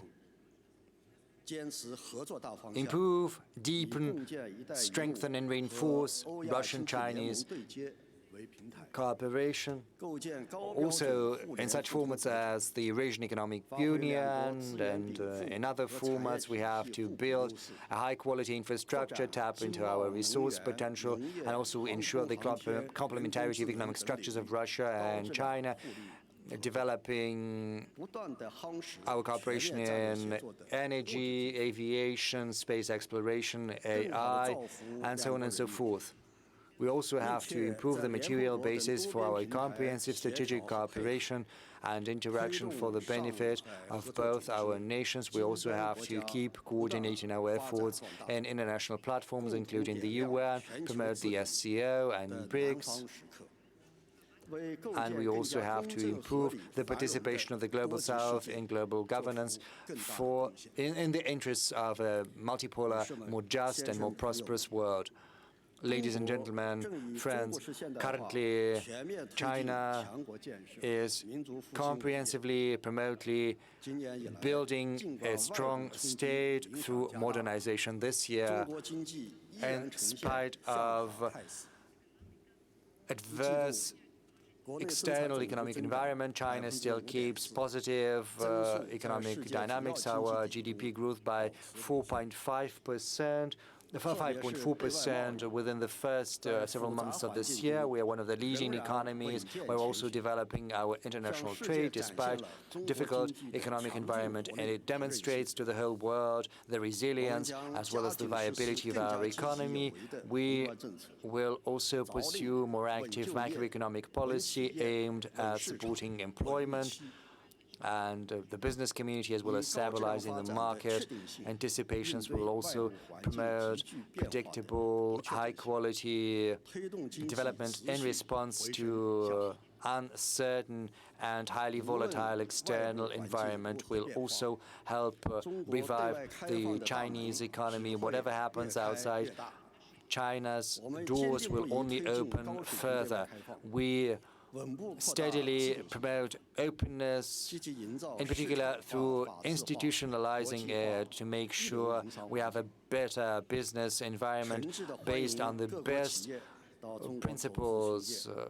We will be happy to have everyone in China, and we stand ready to share with you the opportunities for the modernization and development of China.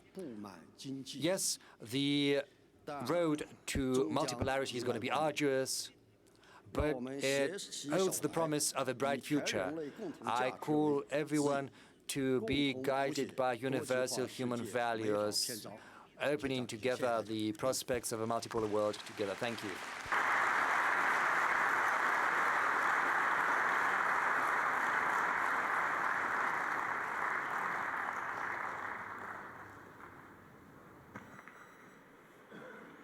Thank you, Mr. Shuxiang. The floor now is for the Deputy President of the Republic of South Africa, Paul Mashatile.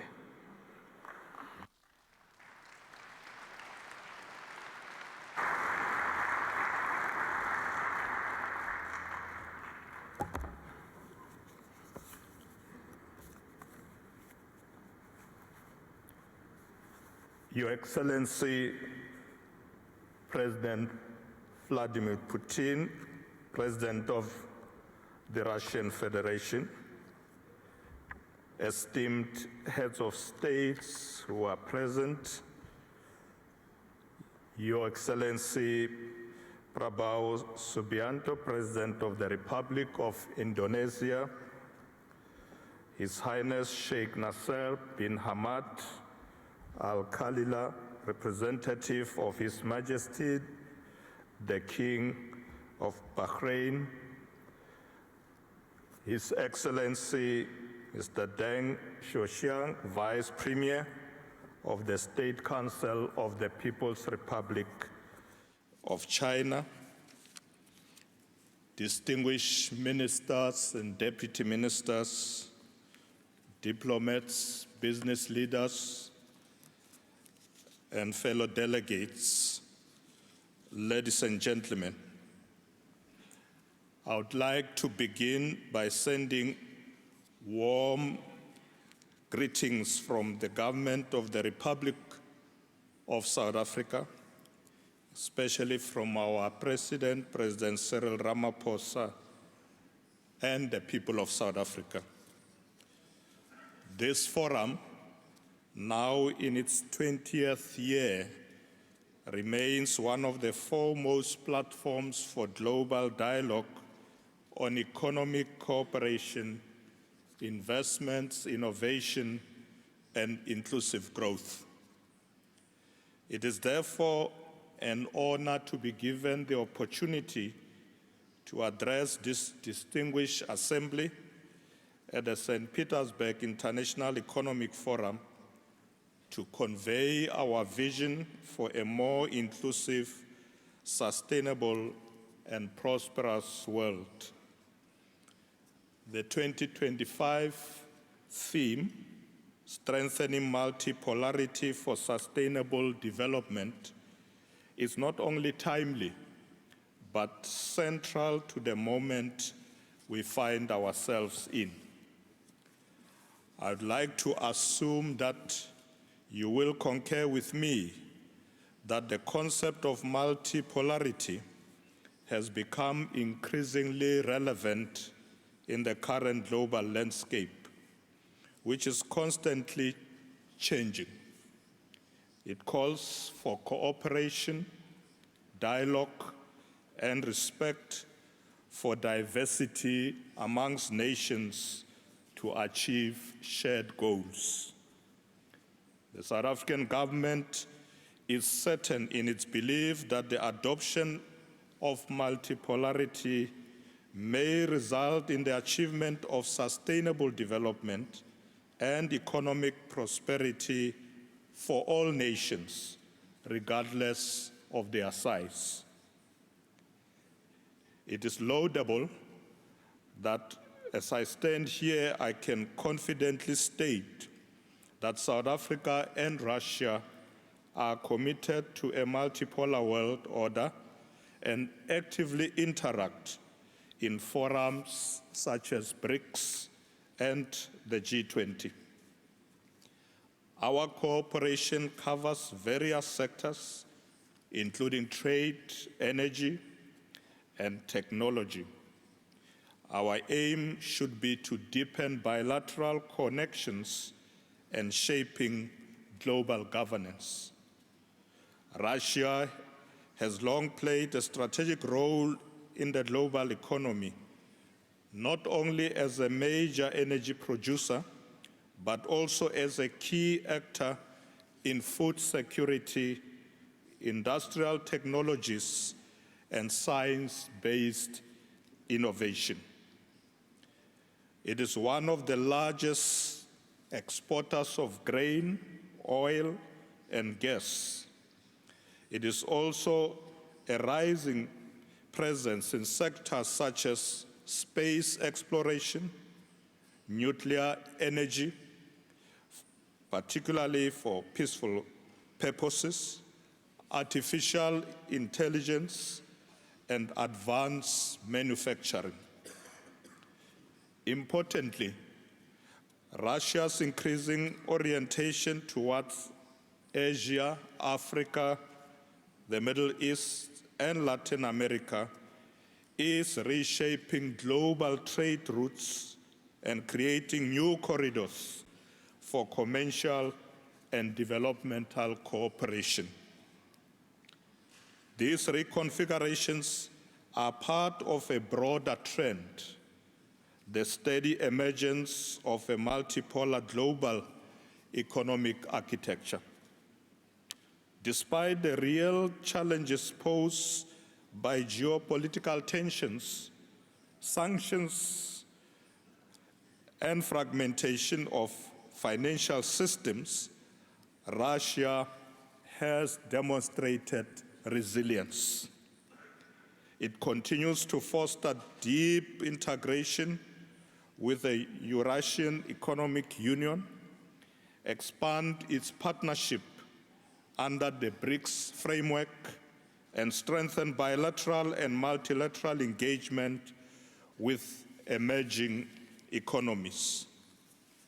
Our country, South Africa, like many others, has also faced numerous challenges on its path to development. The extent to which individuals feel connected and share a sense of belonging in society has also been a significant challenge, particularly in the light of the country's history of apartheid and persistent socio-economic inequalities. However, with tenacity, drive, and a commitment to diversity, we have achieved enormous strides in reducing poverty, inequality, and creating social cohesion. We recognize that sustainable development is more than simply economic progress. It is also about providing opportunities for all our citizens to prosper and contribute to society. As we look to the future, the importance of the Global South in shaping international economic governance is undeniable. Africa, in particular, is fast becoming a center of global growth. With a population projected to exceed 2.5 billion people by 2050, a rising middle class, and a youthful demographic dividend, the continent has the potential to drive the wave of industrialization, digital transformation, and sustainable development. Africa is not in search of handouts. Rather, it is pursuing equitable partnerships. It seeks equitable access to markets, capital, knowledge, and technology. This is where global platforms like the St. Petersburg International Economic Forum become crucial for us. At the same time, the Global South is increasingly demanding a voice in decisions that shape global trade and finance. The collective call is clear. Development cannot be dictated. It must be co-created. Africa and the Global South are not merely passive recipients of investments or aid. They are active architects of a new, more just international order. Ladies and gentlemen, the St. Petersburg International Economic Forum has evolved over the years from a primarily Russian and Eurasian platform into a global meeting point of policymakers, economists, CEOs, innovators, and thought leaders. The St. Petersburg International Economic Forum provides a space for emerging economies to shape global economic discourse, influence trade rules, and negotiate developmental priorities. In this regard, South Africa supports the increasing inclusion of voices from the Global South at the St. Petersburg International Economic Forum. We support the growing participation of delegates from Africa, Latin America, and Asia. It is essential that this platform not only reflects actively, but actively amplifies the aspiration and strategic interests of developing economies. The St. Petersburg International Economic Forum's value lies in its unique capacity to bridge geopolitical divides and promote dialogue beyond the dominant narratives. It enables countries with diverse histories, economies, and political systems to find common ground in promoting trade, innovation, and sustainable development. In an era of growing polarization, The St. Petersburg International Economic Forum is a vital pillar for pragmatic cooperation. South Africa is prepared to contribute to the promotion of cooperation and collaboration amongst nations in order to benefit all. We believe that a more equitable, prosperous, and tranquil world can be achieved through collaboration.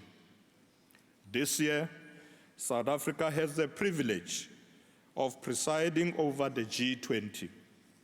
We have prioritized issues like debt sustainability, global financial reform, access to technology, and inclusive economic recovery. We are championing the representation of Africa in global decision-making structures, including the full integration of the African Union into the G20 framework. We are also working to ensure that global economic policy aligns with the goals of Africa's Agenda 2063, the African Union's blueprint for inclusive growth and sustainable development. It promotes industrialization, connectivity, regional integration, and the African continental free trade area. We offer a compelling value proposition to global investors and partners. We regard ourselves as a gateway to Africa, rooted in a democratic governance, a robust financial system, and world-class infrastructure. Our institutions are strong, our people are resilient, and our vision is clear. We aim to be a center of innovation, inclusive industrialization, and green growth. Moreover, South Africa brings to the table decades of multilateral experience, a commitment to peace building and development cooperation, and a bridge building role between advanced and emerging economies. We do not merely seek partnerships, we offer solutions grounded in African realities and global aspirations.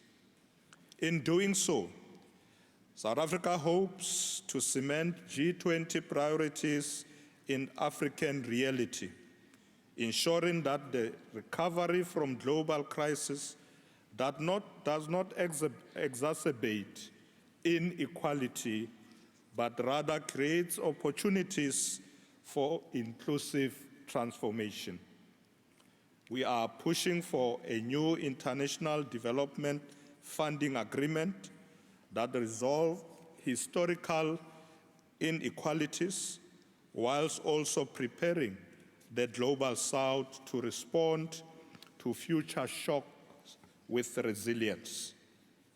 Speaking of resilience, we need to reinvigorate multilateralism. The multilateral order is under pressure, and economic nationalism is on the rise. At the same time, we face collective challenges that require urgent cooperation. Climate change, energy transitions, food insecurity, global health disparities, and digital inequalities.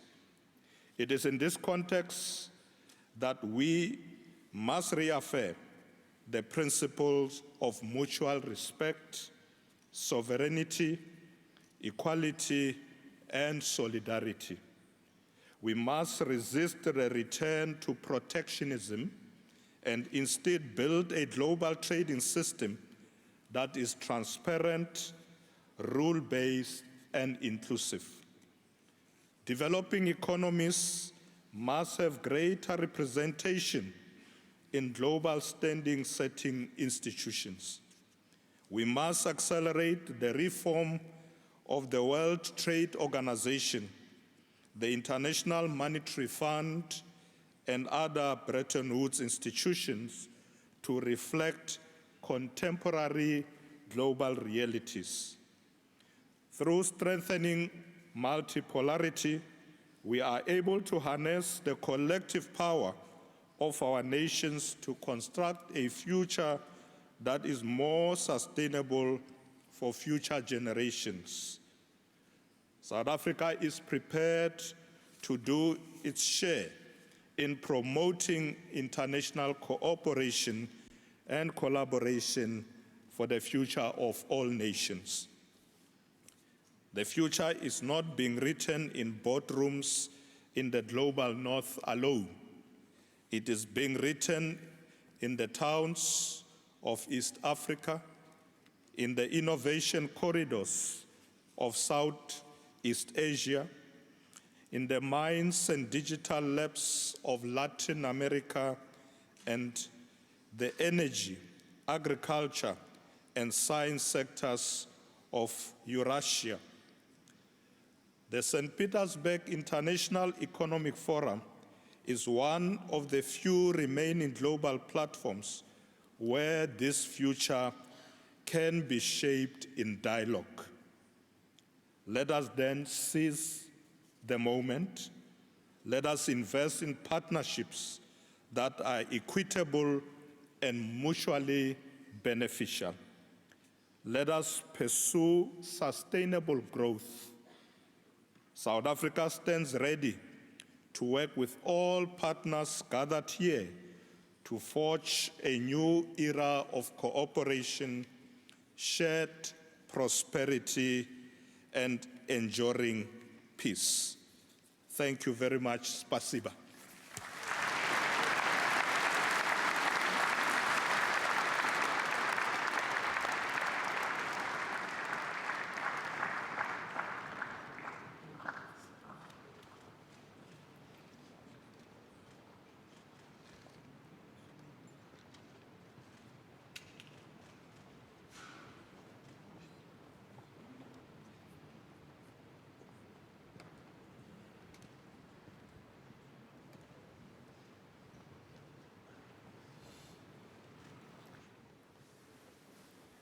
Thank you so much for the heavily loaded speeches that will only make my mission more difficult.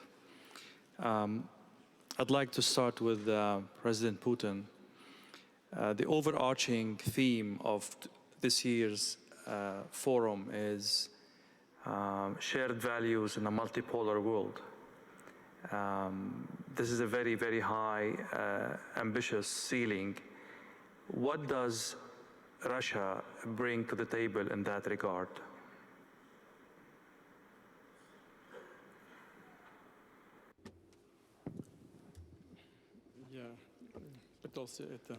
In fact, I tried to bring this across in my intervention. I think whatever Russia is doing is aimed to bring together the efforts of all partners or friends, all those who are willing to work with Russia to address those global civilizational tasks. And first of all, we seek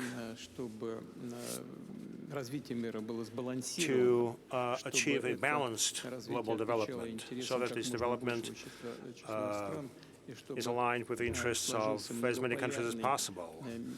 We seek to build a multipolar world order where the participants of international relations agree among themselves, design instruments and tools that would help find solutions even in the most difficult of conditions. Such solutions that would benefit everybody and not just individual groupings or associations, be it military or economic blocs. I think that today's meeting, today's event, that, as is known as arranged by Russia, it aims to achieve this.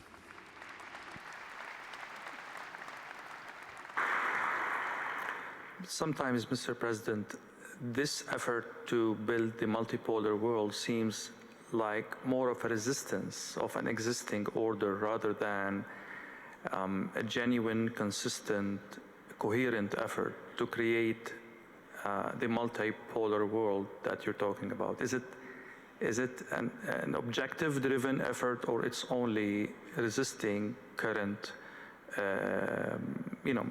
unfavorable kind of order?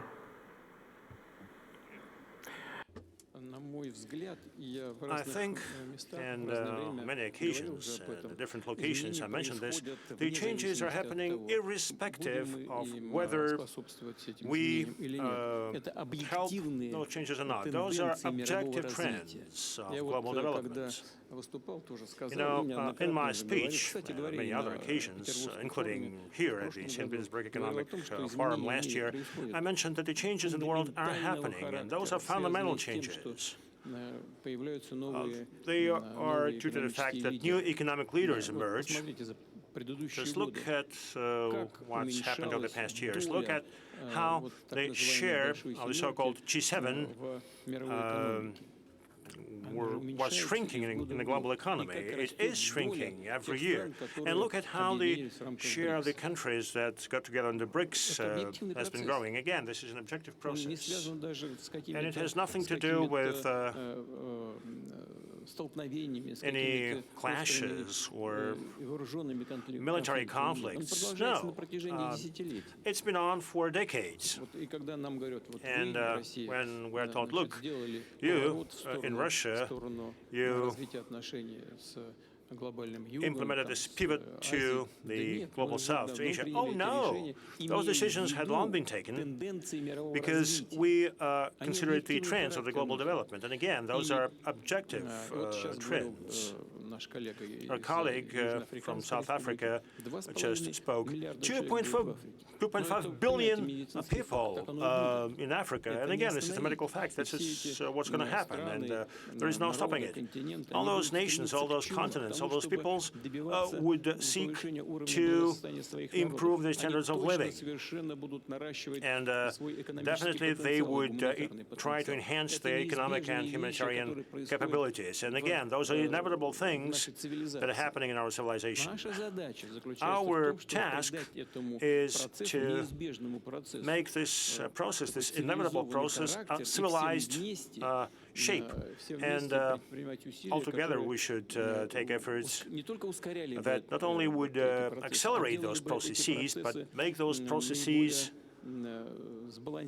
balanced, so that the decisions are made on a timely basis, and the decisions are most effective and would benefit all the participants of the process, including the countries that, one way or another, are somehow losing their positions in the global economy. Look, we want to agree with them. We are ready to agree with them if they want to. However, if they want to maintain their monopoly at all costs, if they want to keep the instruments of colonial influence in the world, well, they will have to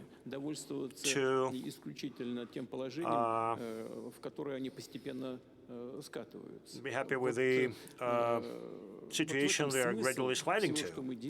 Now, whatever we are doing at the national level, for instance, given our domestic and foreign policy, and together with our friends and partners, this is what we're doing.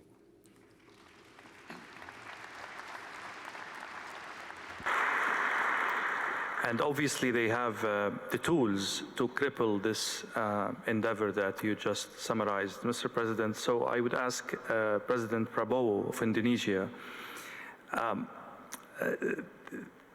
Indonesia has always walked a fine line, has always, as you mentioned in your speech, been a non-aligned state. But as the world becomes more and more complicated, can Asian countries, ASEAN countries, stay non-aligned, or this is more and more not an option or a very, very narrow option as we go forward? Thank you. I think, in my opinion, it's not easy, but it's a line that we are determined to maintain. As I said, we respect all the great powers, we respect our neighbors, and we really believe that the only way for prosperity is collaboration, cooperation, and peaceful coexistence. And this is what we try to achieve.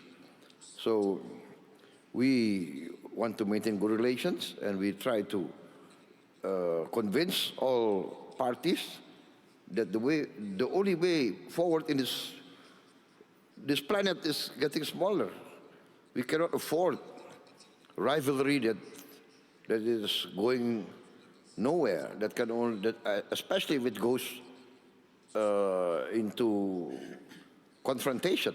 So no, I'm convinced that we have to maintain this path of non-alignment. Mr. Vice Premier of China, China and Russia are building with others this new order in the world. But if you look last year, things started to ease up between Moscow and Washington. There is more dialogue between President Donald Trump and President Putin. Is this a source of concern for you in China? And how do you see the developing relationships between the leading powers in the world?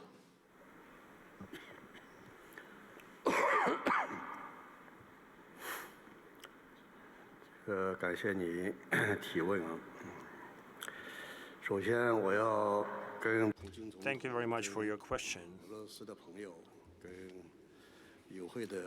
First of all, I would like to advise President Putin and all other participants of this forum, our friends. I want to emphasize our firm position. We welcome the warming of the relations between Russia and the United States. Russia and the United States are leading world powers and the permanent members of the UN Security Council. It would be abnormal if they had no contacts. In fact, the re-establishment of contacts between Russia and the United States, restoration of cooperation, this is beneficial for the entire world because this helps stabilize the international situation and helps rebuild the global economy. China and Russia and the relations between the two countries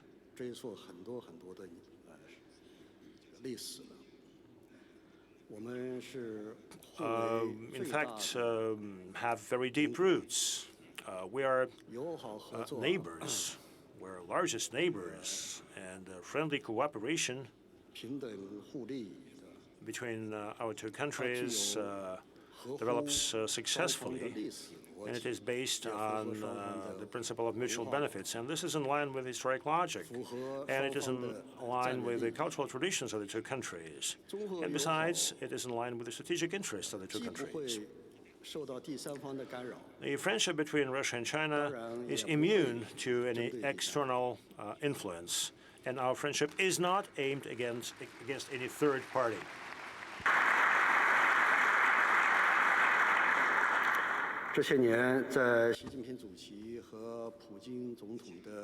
Yesterday, President Xi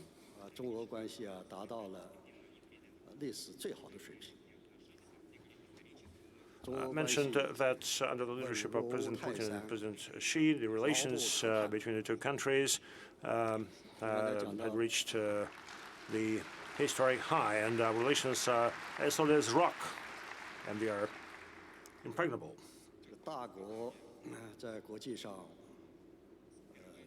As you said, global powers have a lot of influence on the global world order. And they play most important role in upholding the world order. Many international fora, President Xi urged the global powers to behave. The way I understand it, that global powers must live up to their international commitments. They should preserve the UN-centered global order, and they should follow the principle of sovereign equality of states, irrespective of the size of those states. And they also should uphold the international justice and equality. They should discard hypocrisy, and they should help maintain openness in this world. China is a responsible global power that serves as a stabilizing factor despite the global shocks. We are ready to cooperate with many countries and assist in achieving prosperity globally. That would be my response.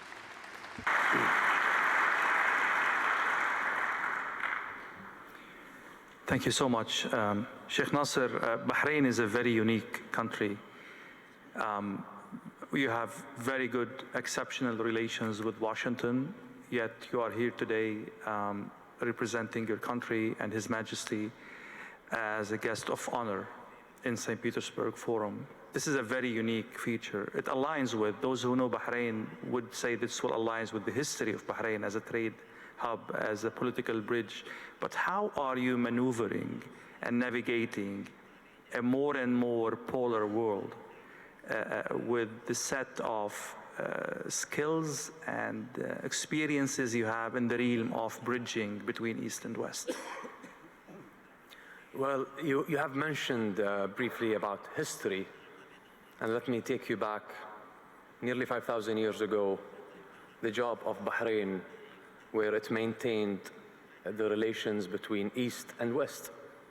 So I believe Bahrain, in its geographic position in the region and in service to the world, we have no choice but to be the arms and the bridges between the East and the West.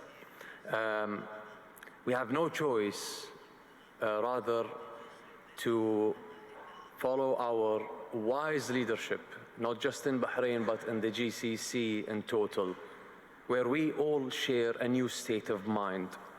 It is what's so-called the single-issue alliance. Meaning by single-issue alliance is, I do not get my nation, we do not get our region sucked into wars. I might agree with you in 10 points, but disagree in 8 or vice versa. So we take every point into verticals and we discuss. And most important is, how do we build on this relation? How do we maintain our relations? How do we seek to a better future? I'd always say our past is not better than our present, but I'm sure our future should be better than our present. So this is what we are doing. We have seen great leadership here with His Excellency, the President Vladimir Putin, where he showed a stable, long-lasting, enduring vision. Where does he want to take his country and move forward? We do the same. We always say that. We plan for the next generations.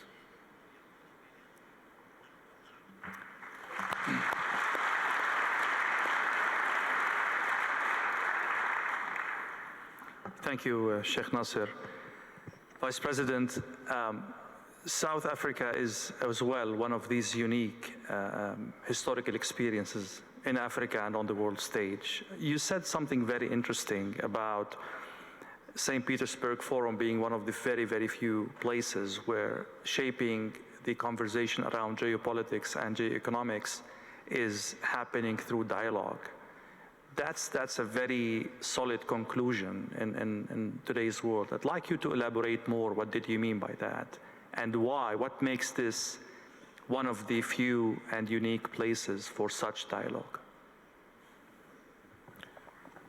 Thank you very much for that question. I want to start by saying I think we should thank President Putin for this great leadership, ensuring that particularly countries of the global south should have platforms to be able to collaborate, share ideas, come up with new innovative plans. As I said earlier, that in South Africa we've taken a position that we should not continue to go to others for handouts. We should not be queuing for aid, but we should focus on development. And that countries of the global south can do it. We can see it. We are developing. We are getting stronger. And I think we should keep it that way. So that's why I was saying that the St. Petersburg International Economic Forum is a great platform. And thank you to President Putin for this leadership. We are with you.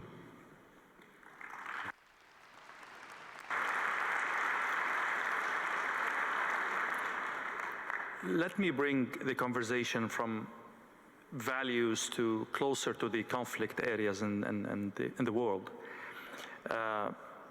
President Putin, Israel said that the statements are normalizing the fact that a country might kill the president of another country. That's basically the conclusion of last week's statements. Yes, Ayatollah Khamenei is not head of state, but he has enough gravitas to be considered as head of state and to be protected by the articles of international law. But when we normalize the idea, no matter where you stand on Iran, when we normalize the idea of a country killing the president of another country publicly, and what kind of new rules are being set, they are obviously contradictory to the kind of values you're trying to put forward, isn't that?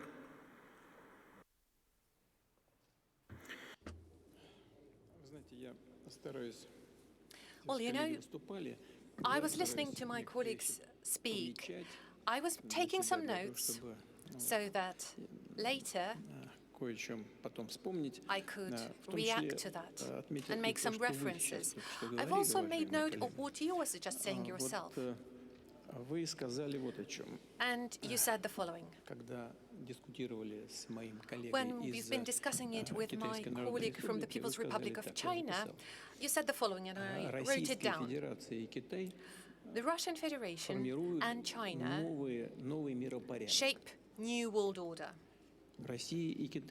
Russia and China are not shaping the world order. We are only identifying the potential shapes of it, or the scope of it, or the general perimeter.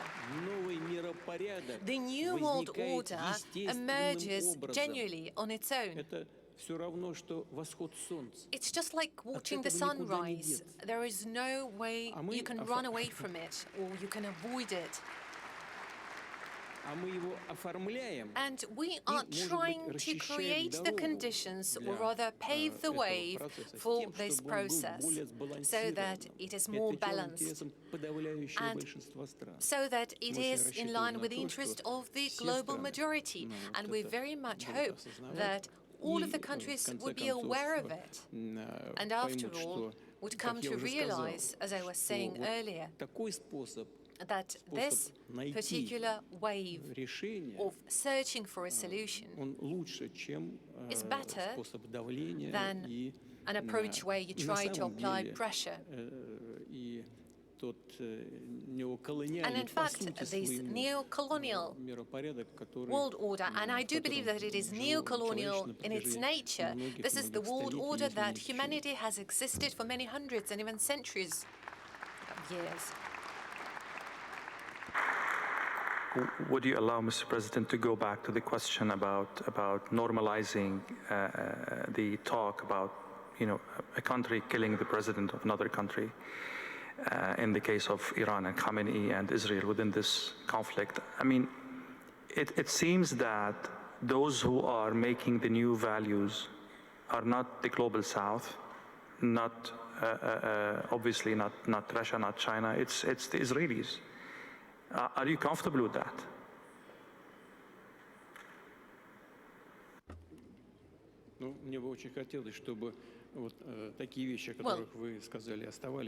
I really would like the statements that you just cited to stay rhetoric, but can you please be more specific? What exactly do you mean in terms of Israel? I mean, the new values now is that one country is setting the rules for another country that who has or doesn't have enrichment, for example. One country is threatening to kill the president or the head of that country. Are these values defendable in any way?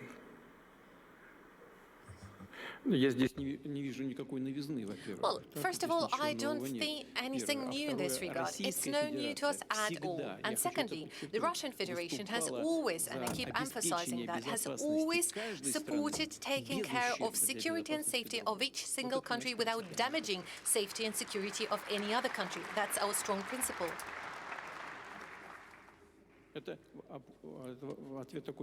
So my response is that in general, it may sound as a generic answer, but I promise this is a very practical approach executed by Russia. Allow me for a very direct question about the situation. Donald Trump is seeking what he calls the total surrender of Iran in terms of the nuclear project. Would Vladimir Putin seek the total surrender of Volodymyr Zelensky in the same vein?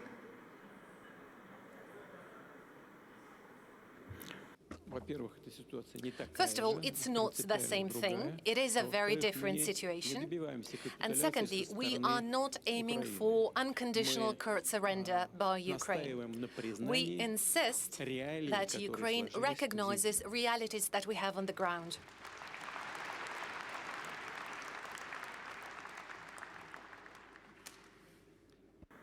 Sheikh Nasser, I'll go back to you. You see, this conversation unveils the level of tensions on the global theater. I will go back to the question about how GCC countries keep moving from one success to another, and Bahrain is one of these successful countries, despite all of these turbulences, despite all of these flashpoints in your close vicinity and globally. How do you do that? And what lessons can be drawn from that by others? Let me start by saying, Alhamdulillah, for a wise leadership we have in our region. We always say the clever tries to solve the problem, but the wise who avoids it. So us in the GCC, and especially in your second home in Bahrain, I love that President Putin loved that quote, and you can use it, Mr. President, no copyrights on that. Us in our country, we talk numbers, we talk facts, we project our plans. As what we saw today from President of Indonesia, this is a man who is expediting his KPIs by far. He thinks that he will reach in 4 years' time that goal, but he reached in 1 year time. We are sprinting in our region. And if you go back today, especially during that turbulent and eventful nights, look at the numbers of our real estate, look at the numbers of our stock markets. There is a lot of confidence from the people, from the investors, with our leaderships over there. Today in that beautiful city, I sat with the top chairmen and CEOs of your top companies in Russia, and we exchanged the same vision, we exchanged the same purpose and the same spirit during these conflicts. We are only looking forward. We are only looking to de-escalate. We are only looking for a peaceful world. We are only looking for a better future. And Mr. President, we in the GCC, and especially in the Kingdom of Bahrain, we live in a constant sunrise like you, but here you are literally in St. Petersburg. Every day there is a sunrise ahead of us. I still haven't seen nighttime.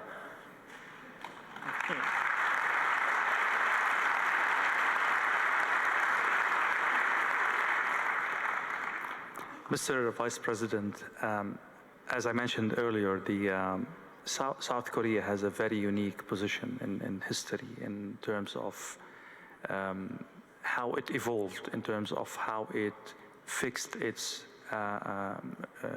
wrongs and mistakes and fixed its history. One of the things that came to my mind when I was preparing for this is the experience of de Klerk, the last president of the apartheid regime. The thing is that he made himself part of the change, and that saved South Africa a lot of blood and destruction and chaos. What lesson can be drawn from this history when a regime or a state or an idea hits a wall? How can you advise these states or these regimes to change the same way South Africa changed?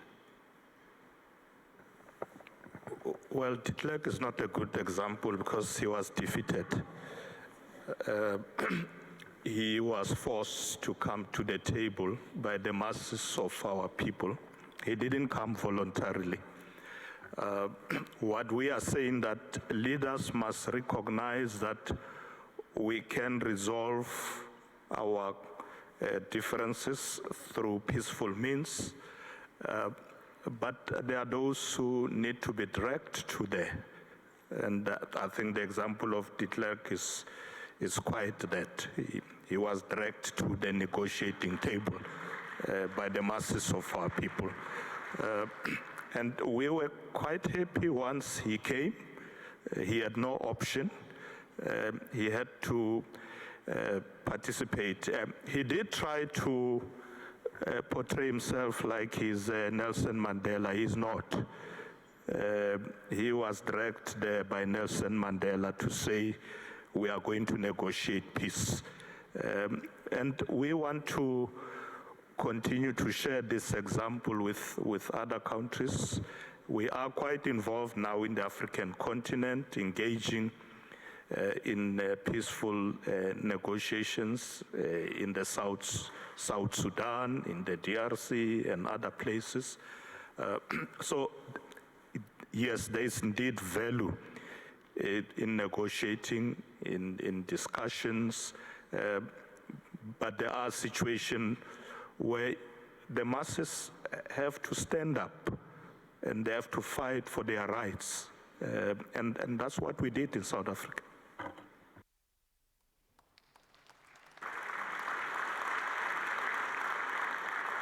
Mr. President, you were shaking your head when we were exchanging this question. What are your thoughts on, bringing adversaries to the table? Does it require, is defeat a prerequisite for dialogue, or we can, bypass this phase and go to dialogue? And there are so many crises in the world that cannot afford a victorious Well, I have to say here that Nelson Mandela is one of my greatest icons, my greatest hero. I think he's an inspiration. He was put in prison for many years. He was sentenced to death, threatened to be sentenced to death, accused of many things. And his famous statement was that he was willing to give his life for the principle of freedom. But the greatness of Nelson Mandela, when he got out of prison, he worked for reconciliation with his former enemies. So this is the greatness of Nelson Mandela, and this I try also to carry out in my domestic politics. I reconciled with many of my former opponents. For instance, we had a very long rebellion, separatist rebellion in Aceh, very long. I think more than nearly 30 years.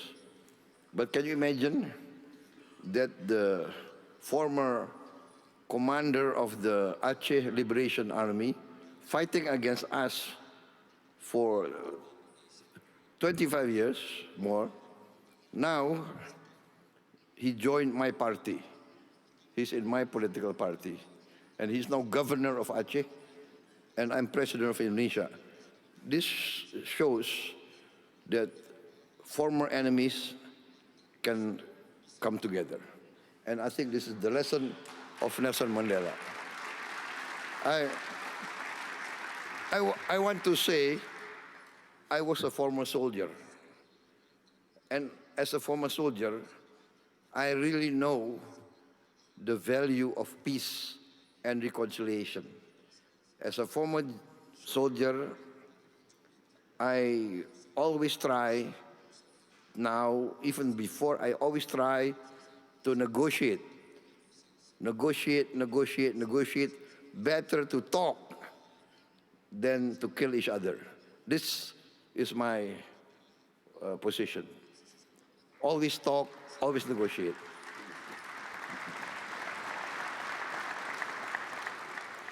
President Putin, on a more practical question concerning the crisis in the Middle East. Now, we will talk about Ukraine in a while. But the current crisis, it touches on geopolitics, energy, and it has repercussions that go beyond the parties involved in the struggle. Is it a test for how the South can play a role in, mending the fences between both countries, in putting some good imagination around the solution, architecting a solution that can be acceptable by two parties that are fighting, head to head? Is this a test for what you are proposing and trying to create as political weight for the South?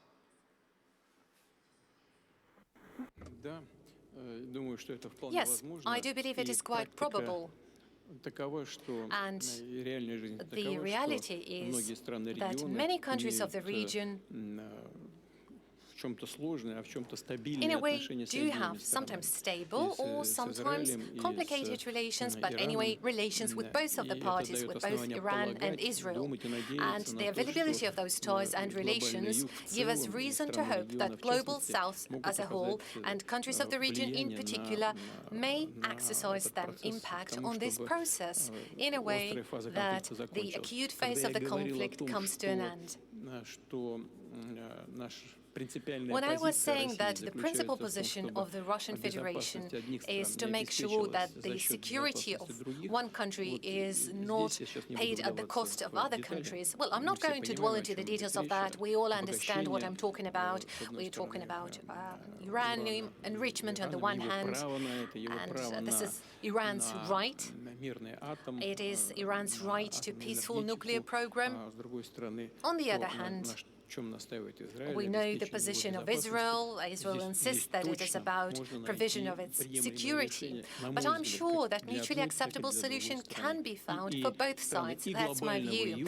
And both the countries of the Global South, and especially so countries of the region, have a positive role to play and impact this process aimed at the search of solution. I do believe such a solution does exist.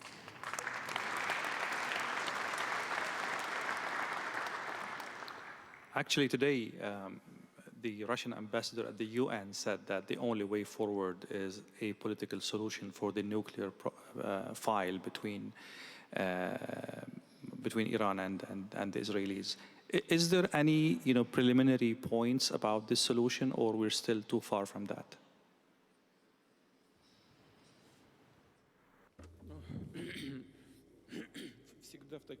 Well, in such situations, I would say it's always better not to rush in order not to harm the process. But in my view, there are potential points of consensus. They are available. We are expressing our position to both sides of the conflict. As you know, we are in touch with Israel. We're in touch with our Iranian friends. We do have some proposals including our potential participation. But I'd like to pay your attention that by no means are we trying to act as a mediator. No, we are simply expressing ideas. We're making suggestions. And should those ideas seem attractive to both sides, we would only be happy. But I'd like to reiterate that we are in touch with Israel. As you know, just a while ago, I had a conversation with Prime Minister Netanyahu. I also had a conversation with President of Iran. I also talked to the President of the United States, who is undoubtedly directly involved in the process. We shared our vision. We discussed the potential progress in resolution of this conflict. Well, we'll see. We'll see. So far, our proposals are also being discussed. We are in touch with our Iranian friends on a virtually daily basis, so we'll see. But I would really like, among others, our ideas to be implemented.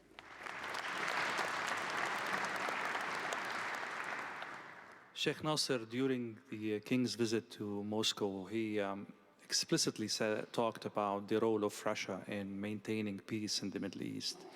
It was an initiative His Majesty put forward during the Arab Summit in Bahrain, in Manama. And he was very particular about the role of Russia in achieving that peace as a pivotal role. What role do you think Russia can play now in the current crisis? Yes, you were right. During our previous visit and after the Arab Summit that was conducted in the Kingdom of Bahrain, we have called out for World Peace Forum to end and to reach to a solution with every conflict. His Majesty is a leader of peace. He drives his country towards peace and ending conflicts, and so as President Putin. As you have heard from the President just now, that he continues talking, no mediation. I believe that mediation will always confuse the situation, but any suggestion, any words of wisdom these days are mostly needed. Avoiding de-escalation, I think, is the key words of today. Thank you, Sheikh Nasser. I'll go back to President Putin about Ukraine. How is the war in Ukraine reflective of the values that St. Petersburg Forum is trying to put forward, to defend, to underscore?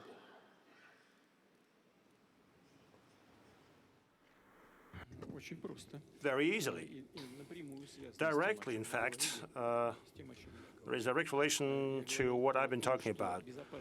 I said that security of one country cannot be ensured at the expense of security of other country. And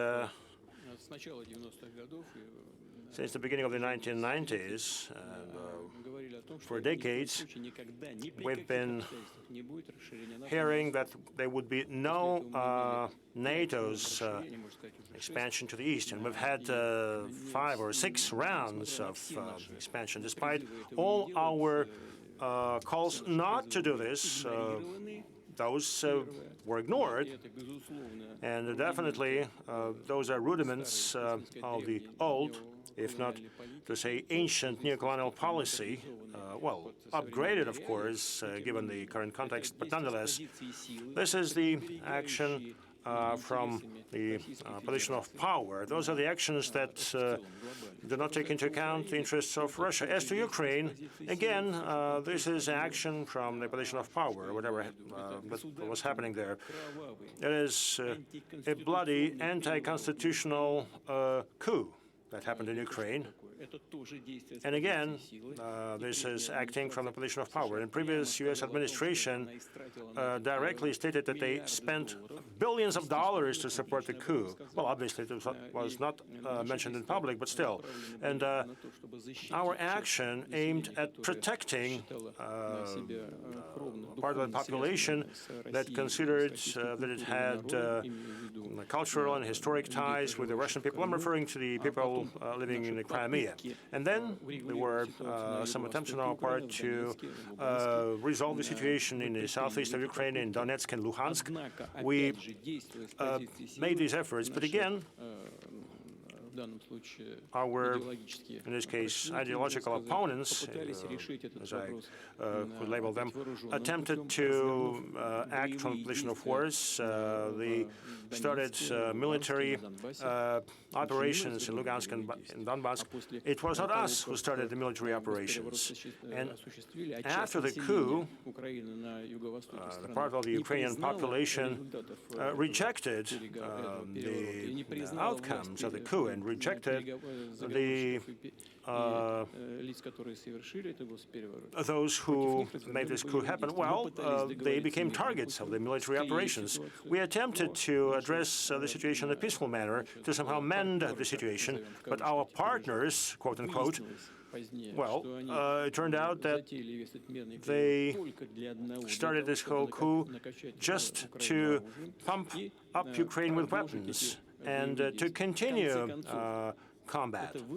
In the end, this forced us to recognize independence of the two republics. Look, it took us 8 years to do this. We tried to negotiate, but we were forced to recognize their independence, and then we started supporting them, including providing military support to put an end to the war unleashed by our opponents in the West. And those who they lean upon in Ukraine, those are neo-Nazis and ultra-nationalists. So whatever that is linked to this tragedy unfolding in Ukraine is not an outcome of our action. This is an outcome of the action of those who are not ready to embrace the global changes happening in the world.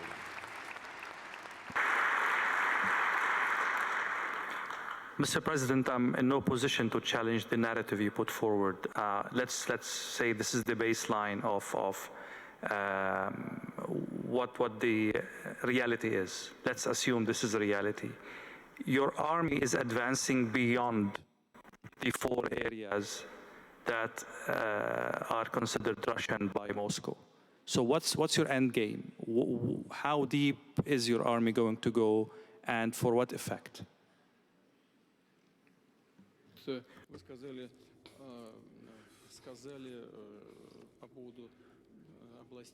You said about the 4 regions that we consider ours.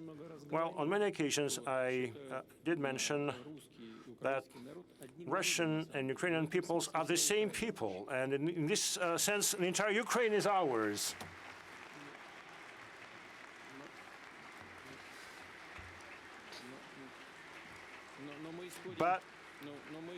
But look, we look at the realities on the ground, and obviously there are people, there are many of such people in a neighboring country who seek sovereignty and independence, and I wish them all the best. I mean, we never, ever challenged their right, the right of the Ukrainian people to independence and sovereignty. Having said that, the grounds on which Ukraine became independent and sovereign were spelled out in the Declaration on Independence of 1991. And it stated very clearly that Ukraine is a non-nuclear neutral state and not party of any blocs. I think it would be good to get back to those core values based on which Ukraine obtained its sovereignty and independence. Second, from the very beginning, when the conflict became really hot, we suggested to the Ukrainian leadership to cease all the conflicts. We suggested that we withdraw our troops from the territories, and they withdraw their troops from the territories where people are not ready to embrace the new regime and they want to live independently or become part of the Russian Federation, they said no. And again, those are not political decisions. And now the logic of combat comes into play. The military look at where they can better advance, where they can channel their troops to achieve the best outcomes with lowest possible casualties. And this is how troops advance. You know, we have an old saying, or story, or rule rather, whenever the boot of Russian soldier stands, it becomes ours.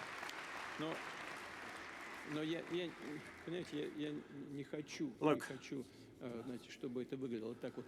I would hate the statement to be over-militaristic or be viewed as over-militaristic, but at every single stage of the unfolding process, and I stress this just for you to understand, and this is truth. I mean, at every single stage of the unfolding process, we suggested to those with whom we were in contact in Ukraine, we suggested to stop. We suggested that we should negotiate, because this purely military logic may result in a situation when the whole thing would aggravate, and we will have to negotiate starting from worse positions. And this happened several times. I would not go into detail now. And the witnesses to this, to our suggestions, are active politicians from other countries, and thanks God they are alive and healthy. But whenever we suggested something, they would go from Moscow to Kiev and then would tell us, look, they tell us that we are agents of the Kremlin and we wash our hands. I won't deal with this. So each time we heard no, no, no. And we said time and again, let's do it, let's negotiate. It's going to be worse for you. No. Why? Well, because those who are guided by old neo-colonial principles, including and primarily Europe, they thought that they would crush Russia, would destroy Russia, and would feast on it. That's exactly why, and I'm confident, that's exactly why former Prime Minister Mr. Johnson, and I think this happened due to suggestions by the former U.S. administration, Biden's administration came to Ukraine and suggested that they should not reach an agreement with Russia. But the agreement was on the table during the Istanbul negotiations. So we reached a consensus on almost all issues, and we had just to finalize the document. We had just to meet with the head of the regime at that time and put an end to this process. But now, Mr. Johnson came and, with the support of the then U.S. administration, came and he talked Ukraine out of signing the agreements, trying to achieve a strategic defeat of Russia in the battlefield. Well, in the end, new territories found themselves under our control. The Russian army advances every day along the whole edge of the battle area. Look, they incurred into the Kursk region. Well, they lost 76,000 troops there. It's a catastrophe, it's a disaster. 76,000.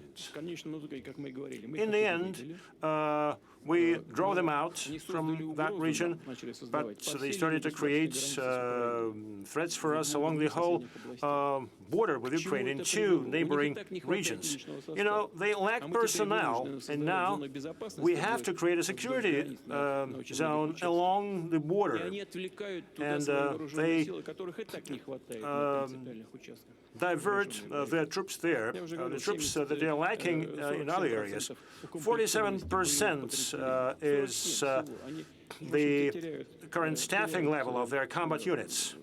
In fact, they lose their combat worthiness. With their own hands, they extended the battle lines for another 2,000 kilometers.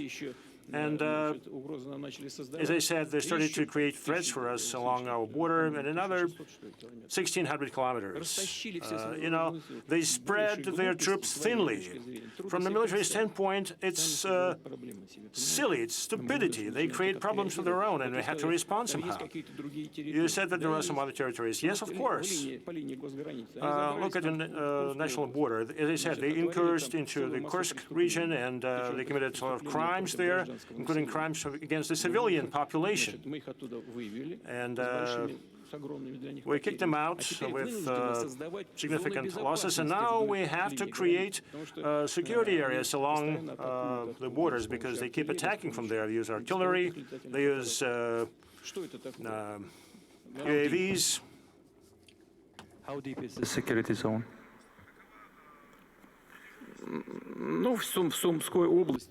In the Sumy region, it's about 10 to 12 kilometers, in some places 8 to 10 kilometers, and then there's the city of Sumy, the regional center. But we do not have this task of taking Sumy, but I do not exclude this. I do not rule this out. Now, why are we doing all this? Well, because they're creating threats for us. They keep shelling our border areas, our border regions, and this is an outcome of their ungrounded and ill-thought-through actions. The only objective was of political nature, just to demonstrate that they can do something, that they can obtain something from their foreign sponsors. And look, they've gotten some $250 billion. Well, not enough. Give us more and more and more. And one half is being stolen, if not more. That's why we found ourselves in those regions. And again, this is an outcome of the standoff and the nature of it. I would later go back to some aspects of your answer, mainly about the nuclear aspect of what's happening. But I'd like to go back to the other participants. Indonesia, Bahrain, and South Africa are three countries actively deepening relationship with Russia. From what I understood, this conflict, unfortunately, and I hope I'm wrong, might go longer, might go for long. How are you planning to mitigate the fallout of this conflict in terms of secondary sanctions, in terms of political reputation in the world, in terms of pressure coming from your other allies? This is a very, very complicated situation you don't want to be in any way, but that's reality. I will start with you, Mr. President. Well, I really don't understand, actually, your question. What secondary sanctions? I'll make it simple. Yeah. For Indonesia, we are very clear that we have always been on the line. In the Ukrainian situation, I think 2 years ago, we proposed immediate ceasefire in place. And I think at that time, the reaction from the Russian side was quite open, was quite positive, in fact.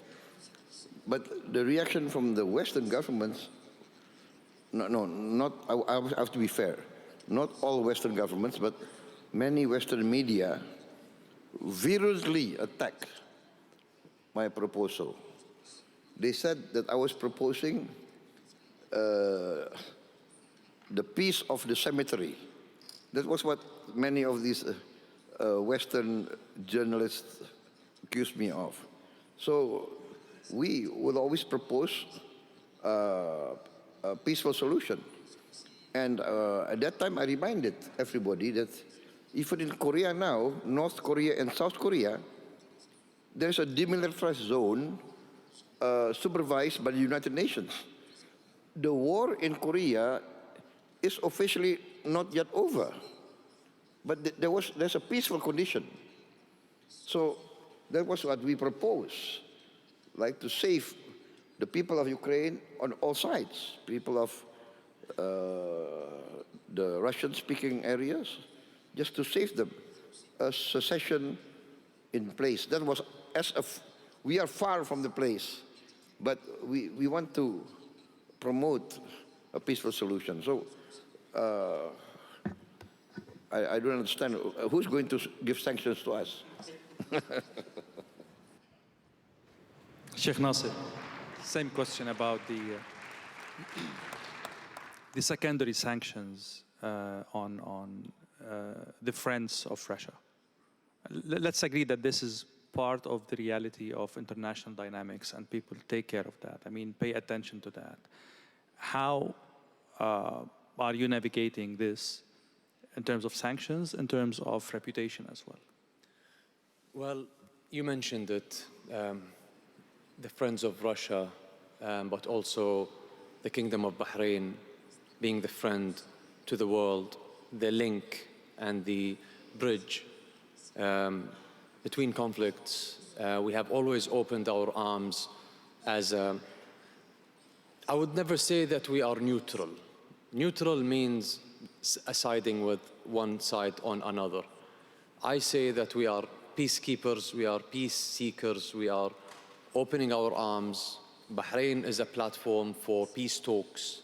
So what we try to achieve all the time by the guidance of His Majesty is we will always welcome, and you remember, Mr. President, we have actually offered that Bahrain is always ready for whenever there will be peace talks in your conflict, then we are more than happy to host it. So if we can achieve that, then definitely we are benefiting something that we secure the world's interest. Because at the end of the day, with these conflicts and what's happening from left, right, and center, I don't see any benefit out of it. I don't see one side loser and one side is the winner. No one is going to get out of this victorious if we keep looking at event-driven prospect of that whole image. But what we look is, how can we end up with a solution that is foresight in the future, that builds our economy, that secures our generations, and how will we look and how will our world look in the next generation? So these are difficult questions to answer today, because this is all in the future. But all what I know is today. If I go by every sunrise again, knowing what is happening today and what I see around me today in the world, people are readjusting, people are reshuffling, and people are expecting that hopefully with the leadership and with the wise leadership of Mr. Putin, that something beneficial is going to happen. So I am an optimistic person. I look at these opportunities for my nation and for the better to everyone. So if we seek together, how can we bring these issues into solutions, then we are on the right path. If we are not thinking this way, then we are definitely not thinking of a solution. So at the end of the day, let's not get deep into these issues, but let's think forward and let's readjust our posture of today, and then this will shape our future together forward. So this is our navigating track, I think. Excellent. Mr. Vice President, the same question for you.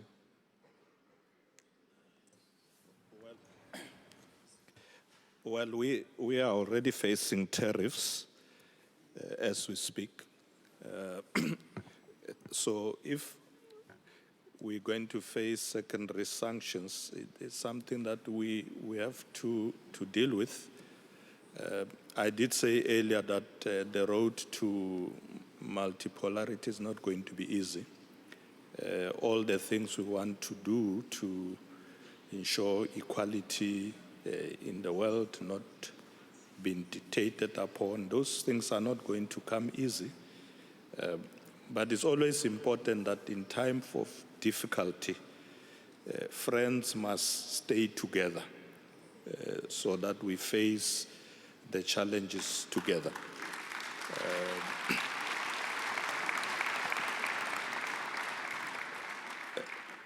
And I want to recall here the famous words of our former President Nelson Mandela in time of difficulties when others tried to say, why do you go to this country and this country? And he said, we are not going to be dictated upon who our friends should be. We choose our friends. We work with our friends even in times of difficulty. So the countries of the Global South must work together. We are already working together. We will face this challenge together, and I'm sure we'll succeed.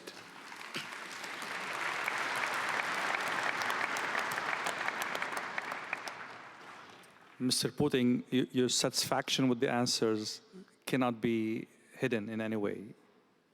Any comments?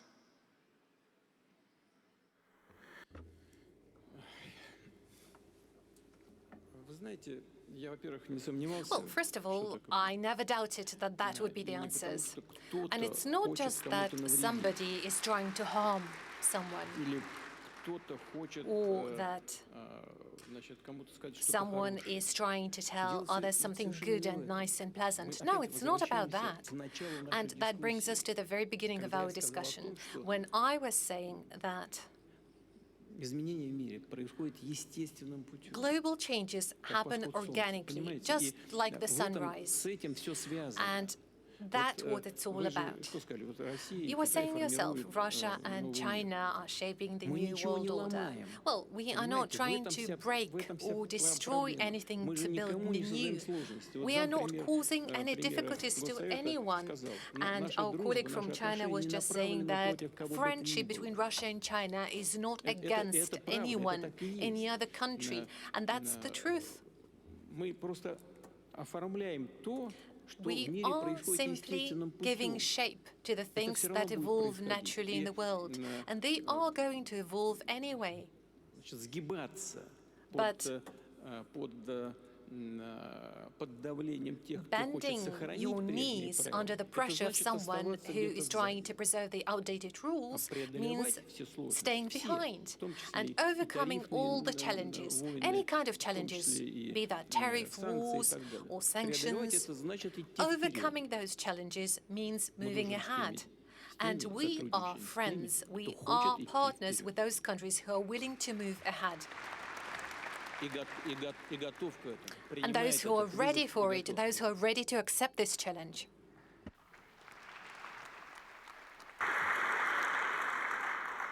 In a previous answer about Ukraine, you mentioned the nuclear aspect of Ukraine in a very subtle way. To be honest, I've read some reports, most of them are in Russian media, that there is an assumption that Ukraine might opt for using a dirty bomb against Russia. Do you take these reports seriously? Do you have intelligence that support this kind of probability?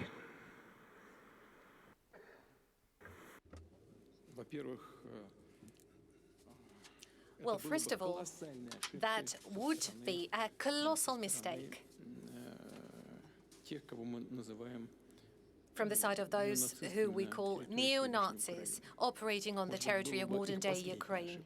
And potentially that could be their last mistake, because the nuclear doctrine of the Russian Federation, both the common sense and the practice of our actions, always shows that we always respond and react to any threats that are posed to us in the spirit of reciprocity. We always react, always in the spirit of reciprocity.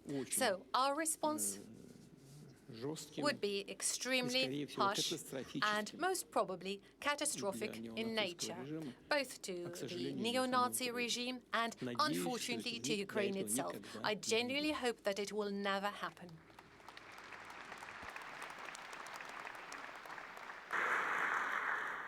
From the tone of your answer, I can conclude that you take these reports seriously. Is there evidence supporting these reports, like intelligence evidence? No, thank God we do not have any evidence of such intentions. But we proceed from an idea that in some crazy imagination of some crazy person, that kind of ideas may emerge. And I guess I have provided an exhaustive answer regarding our potential response in this case. You absolutely did. We were talking about friendship a while ago, and the friends of Russia in this panel. I will start from South Africa, and then Bahrain, and then Indonesia. And if China would love to comment on that, the floor is open. Are you surprised that a friend of Iran, of Russia, Iran, is under attack, and Russia did not step up to help that ally? This is at least one of the narratives in the media. Where is Russia in this conflict? As friends, are you surprised? Well, President Putin has already indicated that he has been in discussions with Israel, also in discussion with Iran on these matters, offered solutions. We think that's the correct way to do it. So we're not surprised. In fact, we support that approach that he is taking. South Africa, as you know, one of the non-aligned countries, we always advocate for peaceful solutions of this conflict. Our president has already issued a statement in that regard, that there should be negotiations, and that's really the route that we are going to pursue. Sheikh Nasser. Well, let me make it simple to you. I like making things nice and simple. To prove friendship, if I can make a Russian laugh right now, then I'm a good friend of Russia. I hear one over there that laughed, so that's more than enough. Mr. President, before I go back to you, Mr. Putin, on that question, please. Okay. My position is this, is the logical position, that each country is responsible and will defend its own national interest. So, being friends is being friends, trying to cooperate, trying to help each other. But being friends does not mean that every country must give their national interest to another country's national interest. So it will be the decision of every country to defend and protect its national interest. That is my position. President Putin, you're taking some notes on that, and I would add one aspect, if you allow me. Мы все записываем, I'm taking notes of everything. We record everything. Don't worry about that. Don't even doubt it. I can assure you that every single step taken is well taken note of. Am I in trouble?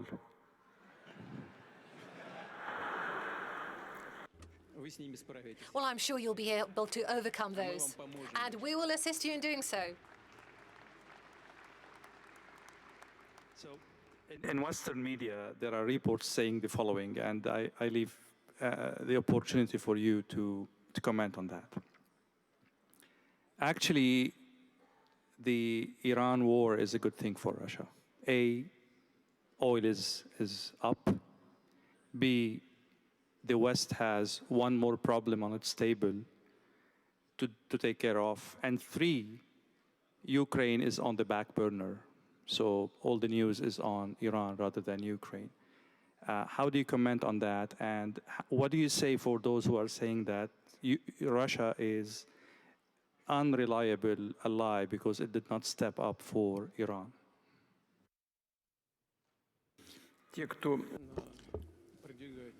Those who promote such narrative about Russia not being a reliable ally are provocateurs. They provoke the situation, and this won't help them. They won't reach their goals. Every conflict is unlike any other conflict just on the surface. But as the former Minister of Defense rightfully stated, and the theoretician on military conflicts and military operations, my distinguished colleague, President of Indonesia. By the way, we published his book in Russian on military art. You know, every single country has its own responsibility for what's happening with it. Now, about Russia being reliable or non-reliable as an ally. We've heard that we are supposed to show some solidarity, and this is very true. But each conflict is unique. Let me emphasize that Israel has more than 2 million people who came from the former Soviet Union or Russia. In fact, Israel is almost a Russian-speaking country today. And clearly, in our most recent history, we factor this in. Now, traditionally,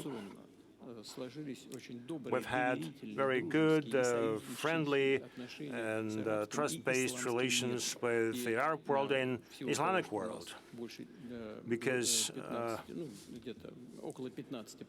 about 15% of the population of Russia are Muslims. So Russia is an observer in the Islamic Cooperation Organization. It's another important factor. We have to consider both factors. Now, we have established some friendly relations with Iran. And in this connection, we always fulfill all our obligations. And the same is happening in terms of relations between Russia and Iran. We support Iran in its struggle for its legitimate interests, including the interests with respect to peaceful uses of the atomic energy. And this has always been our position. This is our principled position, including in this conflict. It has never changed. And those who claim that we should have done more, well, what more? You know, starting some military operations or what? I mean, we already engage in military operations against those who we consider to be opponents of the ideas and concepts we promote.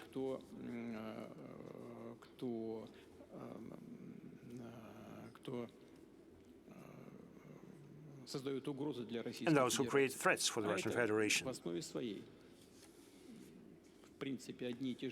And those are basically the same forces, be it in Iran or, in the case of Russia, somewhere hiding behind the scene. You know, these are not those who engage in actual combat, but we have some obligations, and we uphold Iran's right to peaceful nuclear energy, and not just with sheer words. Despite the complicated situation around Iran, we built a nuclear reactor in Bushehr. We established a contract to build further 2 nuclear reactors. And despite the difficult situation, despite some danger, we continue implementing the project. We do not evacuate our personnel, our staff. Moreover, in this case, based on the kind of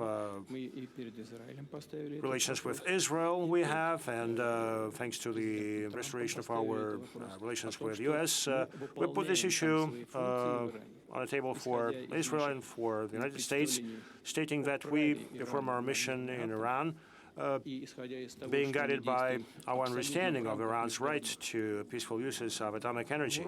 And we act in strict compliance with international norms, and we ask that security of our personnel be ensured. And the Prime Minister Netanyahu agreed to this. And President Trump promised to support our legitimate demands. Isn't it support of Iran? I think it's direct support.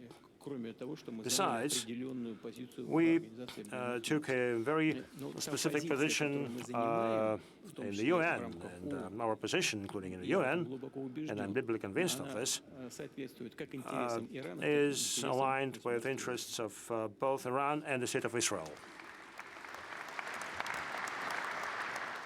I would say probably enough with geopolitics. One more question before we move to economy and other issues about AI and... Sorry?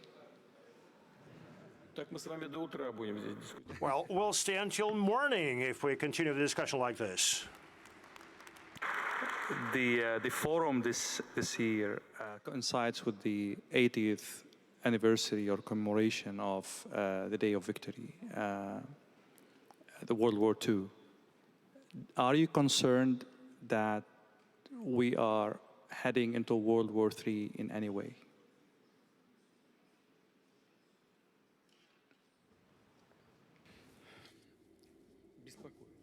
It does concern me, and there is no irony about it. This is no joking. A lot of conflict potential is out there, and it's growing. Right next to our borders, there is one conflict that directly affects us. I'm referring to the conflict in Ukraine. Now, see what's happening in the Middle East. And clearly, we're very much concerned with what's happening around nuclear facilities of Iran. We're very much concerned with the possible implications and outcomes, and definitely this requires not only very much attention on our part, but also we need to seek solutions to those situations and peaceful solutions along all these lines. And again, I'm very candid here, and that's why we're here, by the way. Vice Premier, back to you. We'll talk more about economic endeavors now. It concerns you more than anything else, as we agreed before this panel. Sanctions are not only in the realm of politics or military, or it's some countries are even militarizing education, militarizing technology, innovation research. And this is a big worry for China, or this is a challenge that China takes very seriously. How are you mitigating that through the relationship with Russia and in the realm of your own sovereignty and your own decisions with other allies, I mean?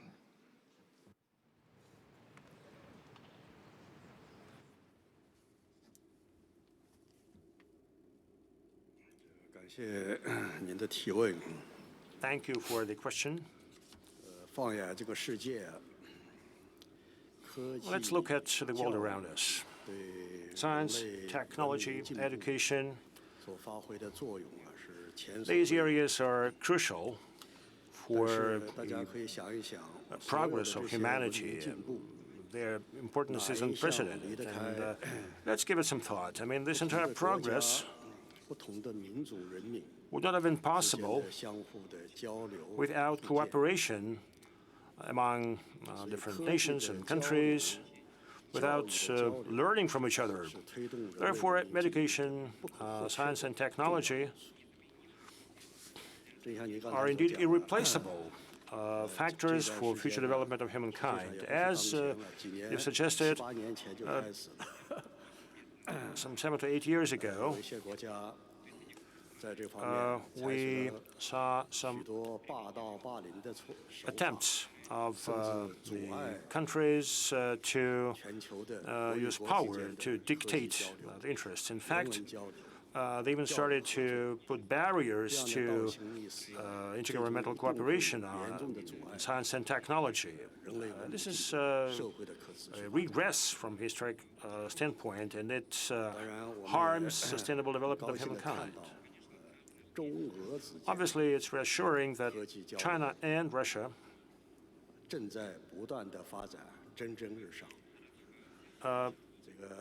develop their cooperation in science and technology very quickly. The pace is very high, and we can confidently state that our two countries give perhaps one of the best examples of such cooperation. In terms of education, in all areas, including student exchanges, teaching of languages, this cooperation booms. And this is where this cooperation has reached a very high level. More than 800 universities in our countries establish 15 associations of universities specializing in specific areas. As to science, we set up a joint fundamental research institute. We set up high-level scientific labs. They cooperate within the framework of mega science projects, and we expand access to scientific equipment. And now we've had some impressive outcomes. And again, the whole world continues to evolve, continues to develop. And even without great powers, we would have been able to develop successfully. Don't worry about it. Don't worry about it. Our practice during recent years has demonstrated that wherever you hit the hardest, this is where you would develop faster. The Americans are trying to block the development of our science and technology. And this is not something that emerged yesterday or the day before yesterday. This is something that they've been doing for decades. However, all their attempts only make us stronger in the areas that are trying to hit. Today's restrictions only create good incentives for our development going forward.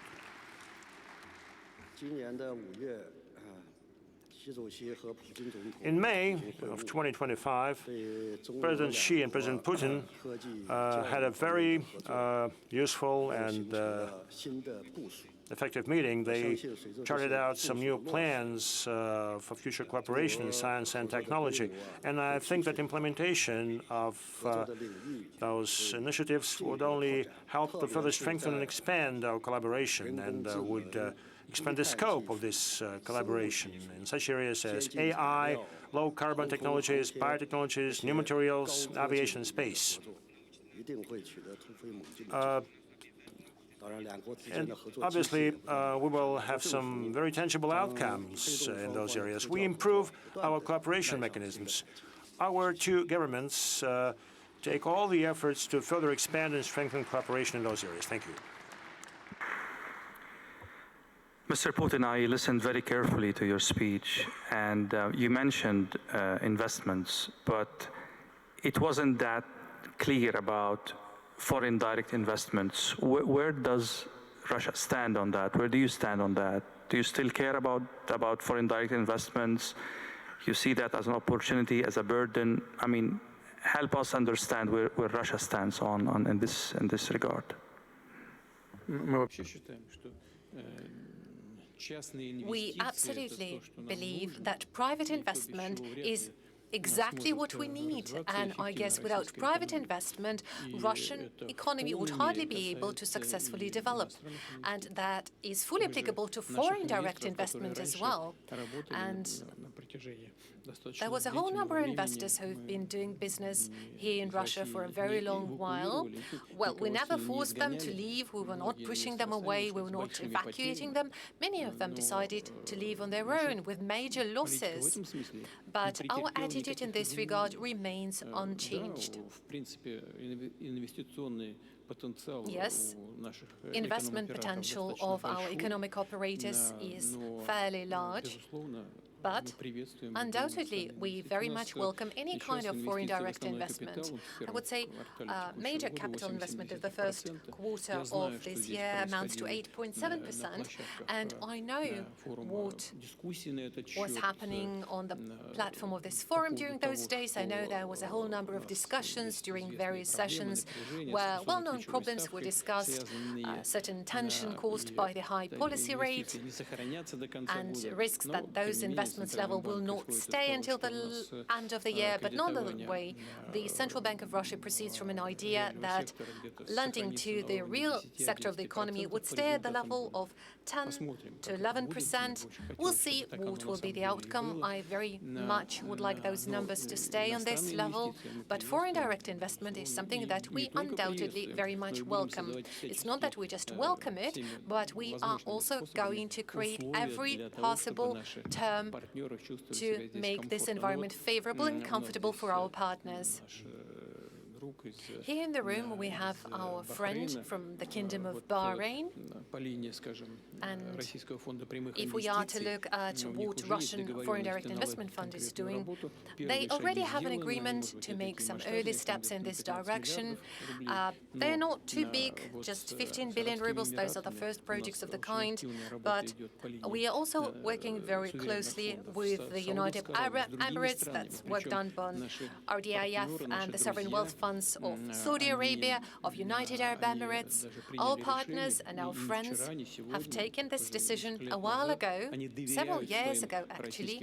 They choose to trust their Russian partners, and automatically, and I'd like to emphasize that, they automatically co-invest into those projects that Russian Direct Investment Fund chooses to invest. They automatically invest 10%. They co-invest with us. This is a token of great trust, and we value it very much. And then they keep raising their share of investment. Well, feel free to talk to Mr. Dmitriev, who would be able to name the exact numbers, but we're talking about many billions of US dollars.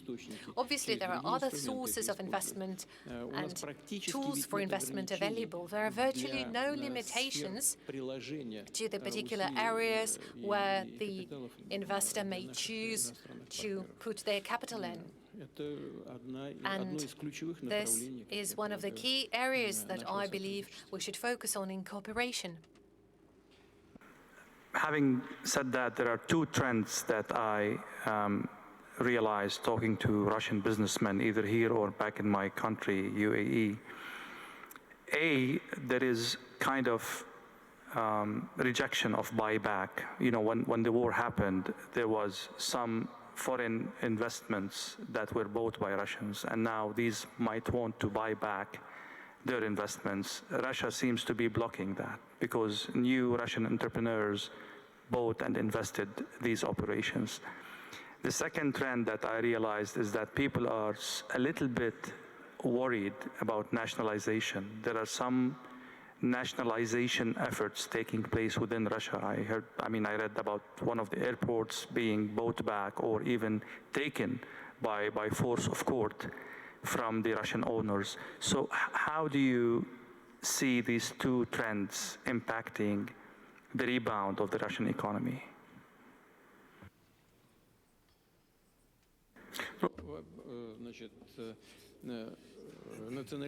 Well, as for nationalization, well, obviously nationalization cannot possibly have a positive impact on the growth of the Russian economy. We are fully aware of it. The case that you referred to, I guess you're talking about Domodedovo Airport in Moscow. Well, I'm sorry, but all the fuss around this particular airport has been going on for a while. It's not that this dispute emerged yesterday. No, it has been in place for quite a long while. It's been in place for many years, and the final outcome of that was this very court decision that you referred to. But it has nothing to do with nationalization. It was a court decision. Nationalization process is described by law, and we do not apply this law. We do not apply those norms, and I've been saying it repeatedly at my meetings with the business community. All I'm saying is that in the course of privatization, there was a whole number of mistakes and unfair steps made. We know cases when something that would cost millions would be privatized for 1 ruble. But in terms of social justice, that was by far not the best type of privatization. But an even worse decision would be to try and take it back now. So my view is that we do need to elaborate the right regulatory framework regarding limitation periods for events like that and close this issue once and for all, once and for good. That is why the comments you've made, the two trends you referred to. Well, first of all, there is nothing like deprivatization or nationalization happening. As for the potential buyback options to be used by our partners, well, there are some aspects that we need to pay attention to. Number one, we need to understand how exactly those partners were leaving Russia. What were the terms? If some of those companies or investors were leaving due to political reasoning under the political pressure of the elites of their countries, that means that those partners are not really reliable. They put the companies, the teams of those companies in a very difficult situation. They could have lost their jobs, but it didn't happen because Russian companies have taken over. They would fill in the niches made vacant. And in this regard, frankly speaking, decisions of the kind have actually contributed to a better quality of the Russian economy, a certain restructuring of the Russian economy, because Russian entrepreneurs were becoming owners of those companies that choose to left. However, if there are legally binding documents that are agreed on by the partners, and if those legal documents do foresee the buyback option, well, then there is no other way but Russian companies have to comply with those requirements. We want to make sure that relationships are reliable and stable.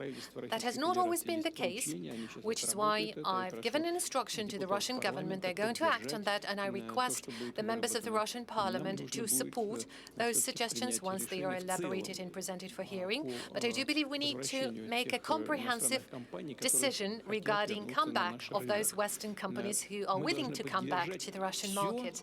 We have to support all the initiatives that favor us.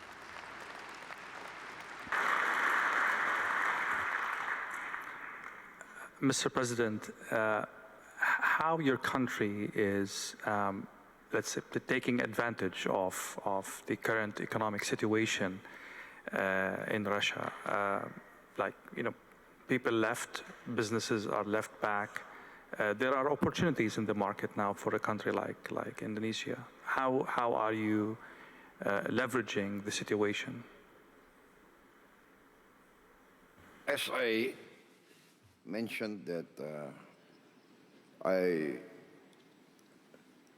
have had good relations with Russian business entities, business groups, but mostly I have to be very frank, they were interested and they are interested in coming into Indonesia. And because I think we have a lot of sectors that are still very, let us say, at the ground level, a lot of way to grow. And so basically it's mostly Russian groups that want to come to Indonesia. But before, our groups have joint ventures with Russian groups in commodities trading, oil and gas. So, and now we open our markets for Russian agricultural products. So I think it's not that we're going to take advantage, but we are going to look for all opportunities. Yeah. Because we have also been given a very heavy dose of tariffs from, everybody knows, right, from the American market. Yeah? So we are forced now to look for new markets, Africa, Latin America, Eurasia. We are just concluded. We are in the process of concluding a free trade agreement with the Eurasian Union. So European Union, of course. So it's a matter of, for us, it's a matter of diversity, but yes, we are confident. We have our strengths, we have our ability, and our relations also with China is very good and very strong. So it's not that we are optimistic, to say the least. Thank you.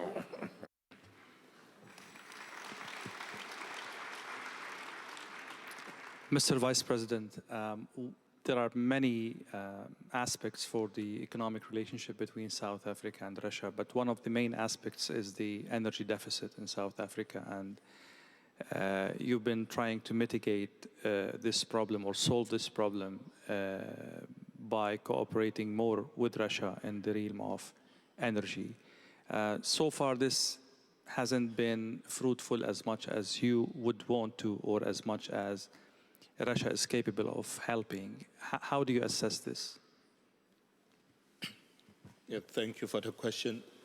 Firstly, let me say that I've already had good meetings, both with the Prime Minister and the President, and we've agreed that we need to increase trade between our two countries. Currently, trade between South Africa and Russia is it's estimated at about 1.3 billion US dollars. We think it's quite low, so we want to triple that number in the next 4 or 5 years.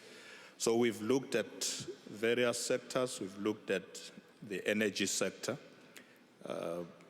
Russia is having a lot of good technologies in that space. We're looking at solar, gas, nuclear, and already our ministers are talking about the details. We've also talked about critical minerals, particularly to support our local beneficiation efforts. We also looked at agriculture. We are exporting citrus fruits to Russia. We are exporting wines. But we need to increase the volumes. We have what we call South Africa-Russia Business Council. They are also making deals on what to import from Russia. One of the business people was telling me yesterday he has just signed a deal to import Russian vodka to South Africa and obviously to the African continent. So the work has started. We all agree that we need to do more. We need to increase trade between our two countries. All what we have to do as well is to also cut the red tape. You know, some of the business people were talking about the bottlenecks, things that make it difficult for them to be able to trade with their partners in South Africa. The issue of the financial situation, the currency, which our Reserve Bank is looking at, so that we make it easy for business people to do business. So it is our commitment, and we've agreed on all these areas. And as we speak, the ministers are already working on the details, including issues like water as well. They are also dealing with that, infrastructure, issues of railways, locomotives, signaling. Really, a lot of work is now happening. We're going to see trade increasing between South Africa and Russia. We have started. Thank you.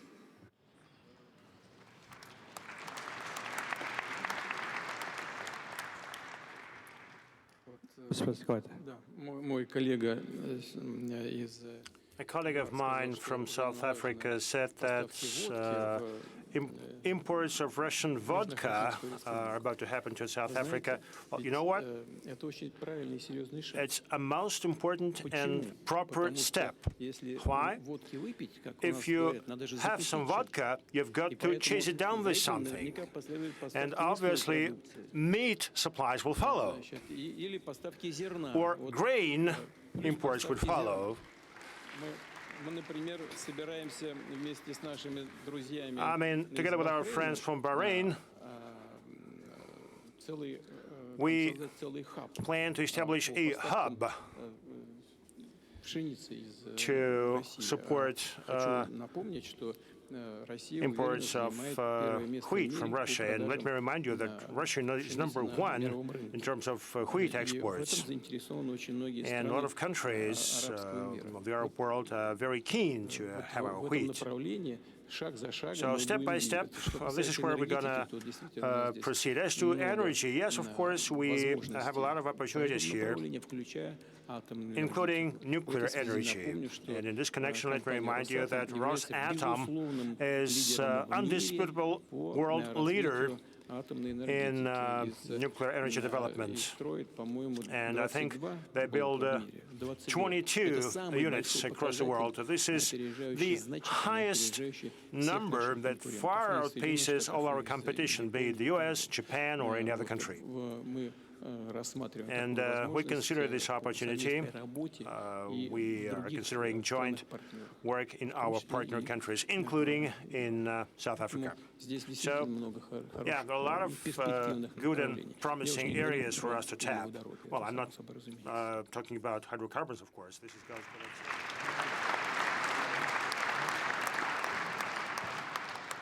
There is no doubt that more vodka will help the world to put the mood in a better condition.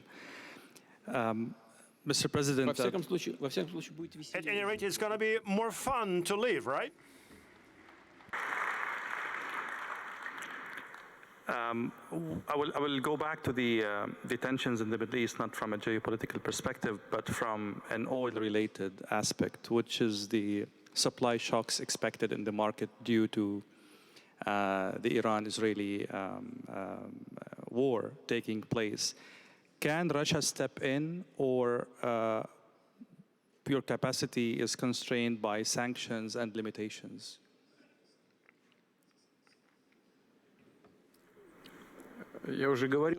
I think I did mention, what do you mean, do something or deal something? Can you step in, I mean, to mitigate the supply shock in the market due to the events in the Middle East? Can Russia do something about that if this happens? Yes, of course. Yes, of course. It's not about us.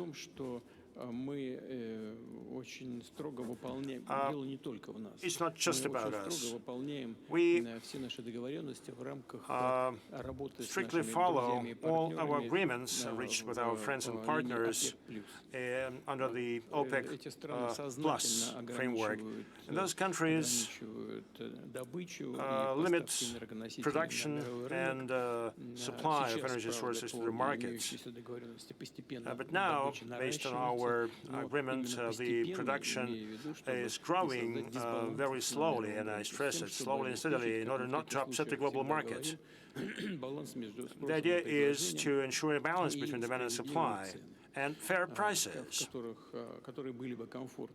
that will be comfortable for both producers and importing countries.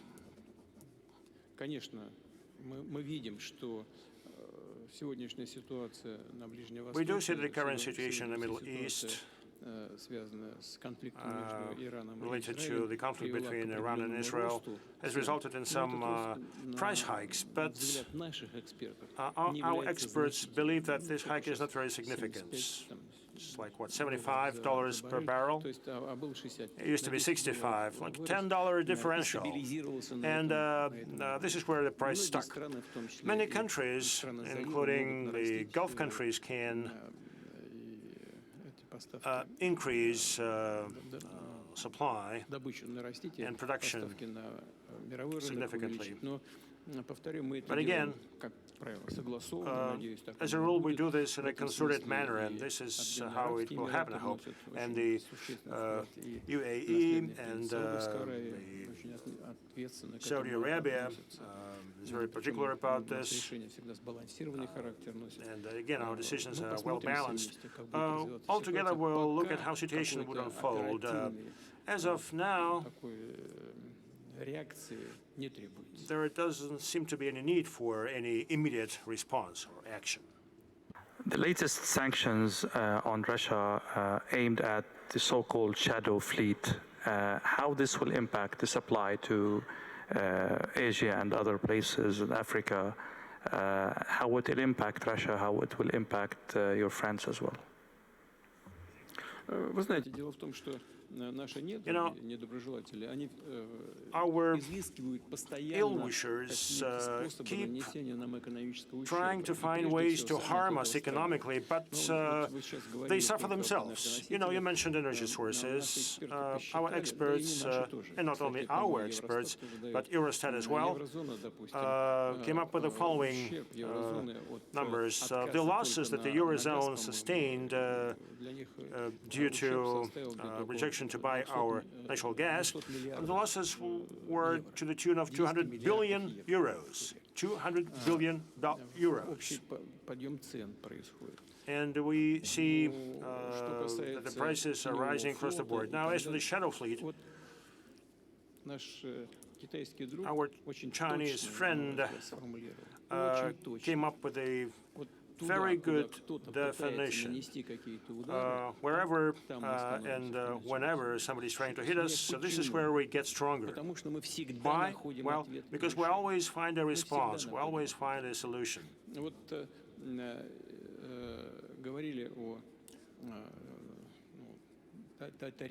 We talked about tariffs.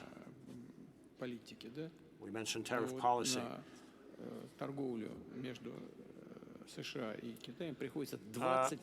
Trade between U.S. and China accounts for 20% of global trade. And under the current conditions, when debt is rising in the global economy, and that has reached the level of 300%, and obviously this affects everybody. And any attempt to hurt us,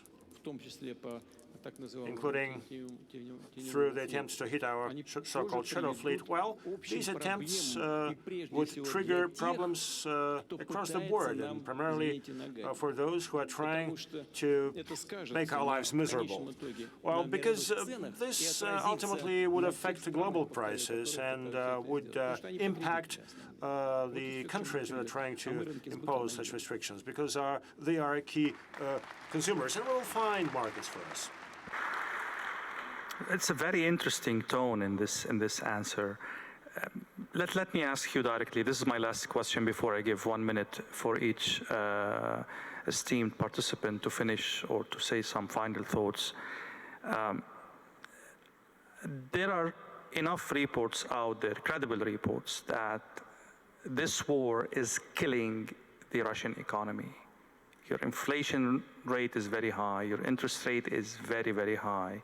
Your growth, by the best optimistic scenarios, will not exceed 1.5% this year.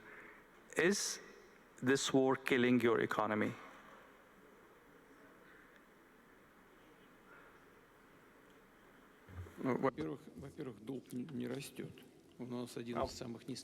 Debt is not rising. Our debt is among the lowest in the world. As to the economic growth,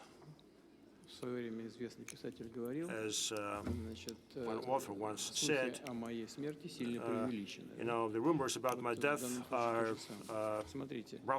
greatly exaggerated. You know, the key indicator is GDP growth.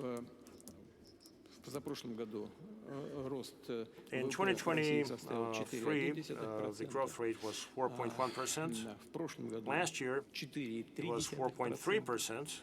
And the global growth, if my memory serves me right, is 3.3%, which means that we grew faster than the world average. The US had 2.8% of growth, Eurozone 0.9%. So clearly, Russia is demonstrating good progress and is demonstrating good pace. If we discount hydrocarbons, the growth would be even higher. It would be 7.2 last year, I'm sorry, 2023, and 4.9 last year. But this is not the most important thing. It's nice, but it is not the most important thing. What matters is that the composition of the Russian economy is changing. This is key. And 43+% in the GDP is in non-oil and gas sectors and not defense sector. The majority of our growth is ensured by the industrial sector that is not related directly with the defense sector. One thing that we're very happy about is as follows. We keep talking about import substitution, and indeed we've allocated significant financial resources to substitute the items that are no longer available in our market due to sanctions and due to withdrawals from Western companies.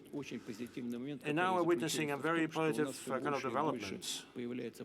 We see more and more products and items that are based on our own solutions, that use our own platforms, that are related to the development of science and the high-tech sector.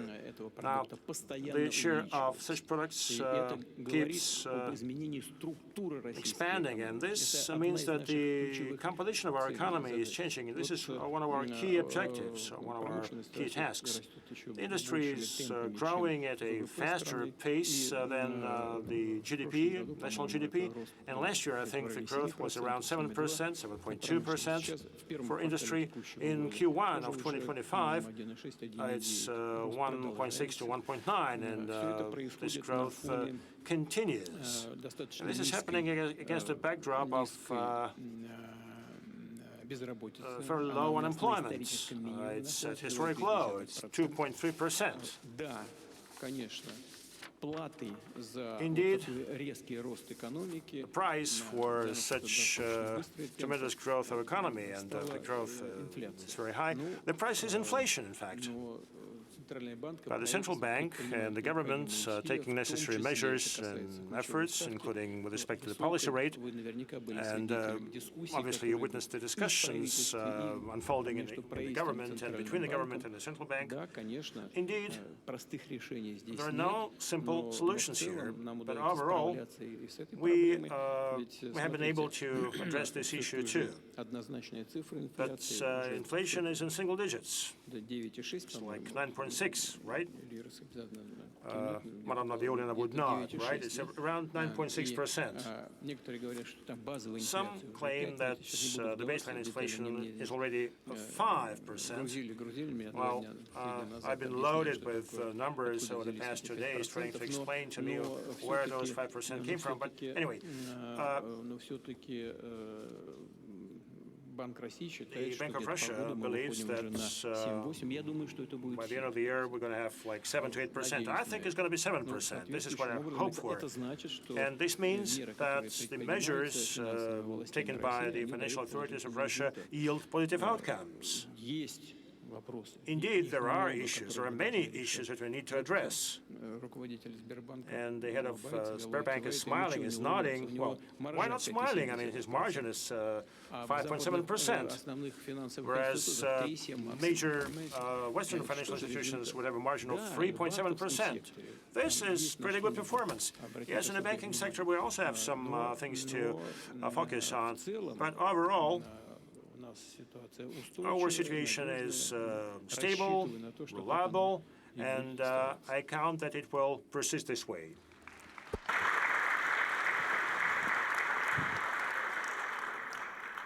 That was my final question. I will keep like 1 minute round for each participant. If there is anything I failed to ask or something that you have in mind to go. Mr. Vice Premier, go ahead. Mr. Vice.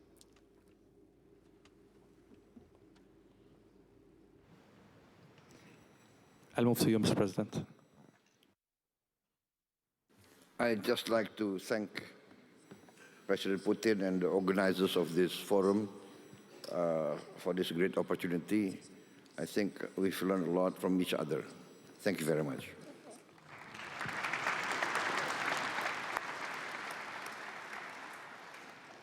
I would join my voice to you, Mr. President, and I would like to thank His Excellency Mr. Vladimir Putin, the President of Russia, for inviting us here to beautiful St. Petersburg, to listening to your wisdom and to listening and to share our thoughts with you all. So thank you very much.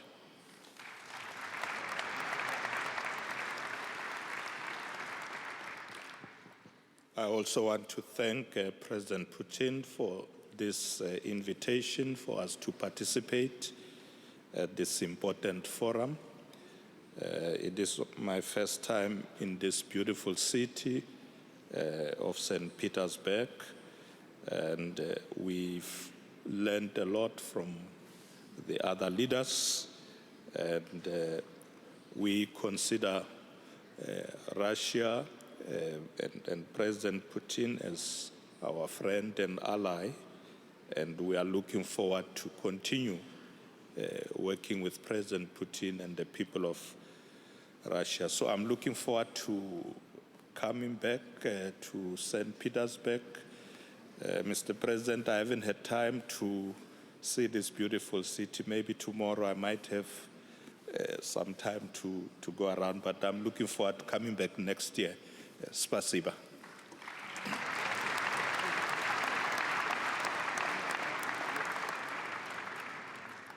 President Putin, this is the second panel I had the privilege and the honor to have with you in less than 1 year.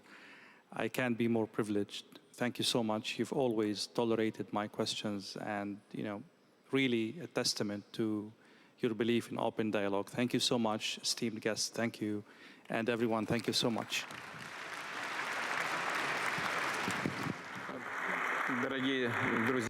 Dear friends, dear colleagues, allow me to express the words of gratitude to our moderator.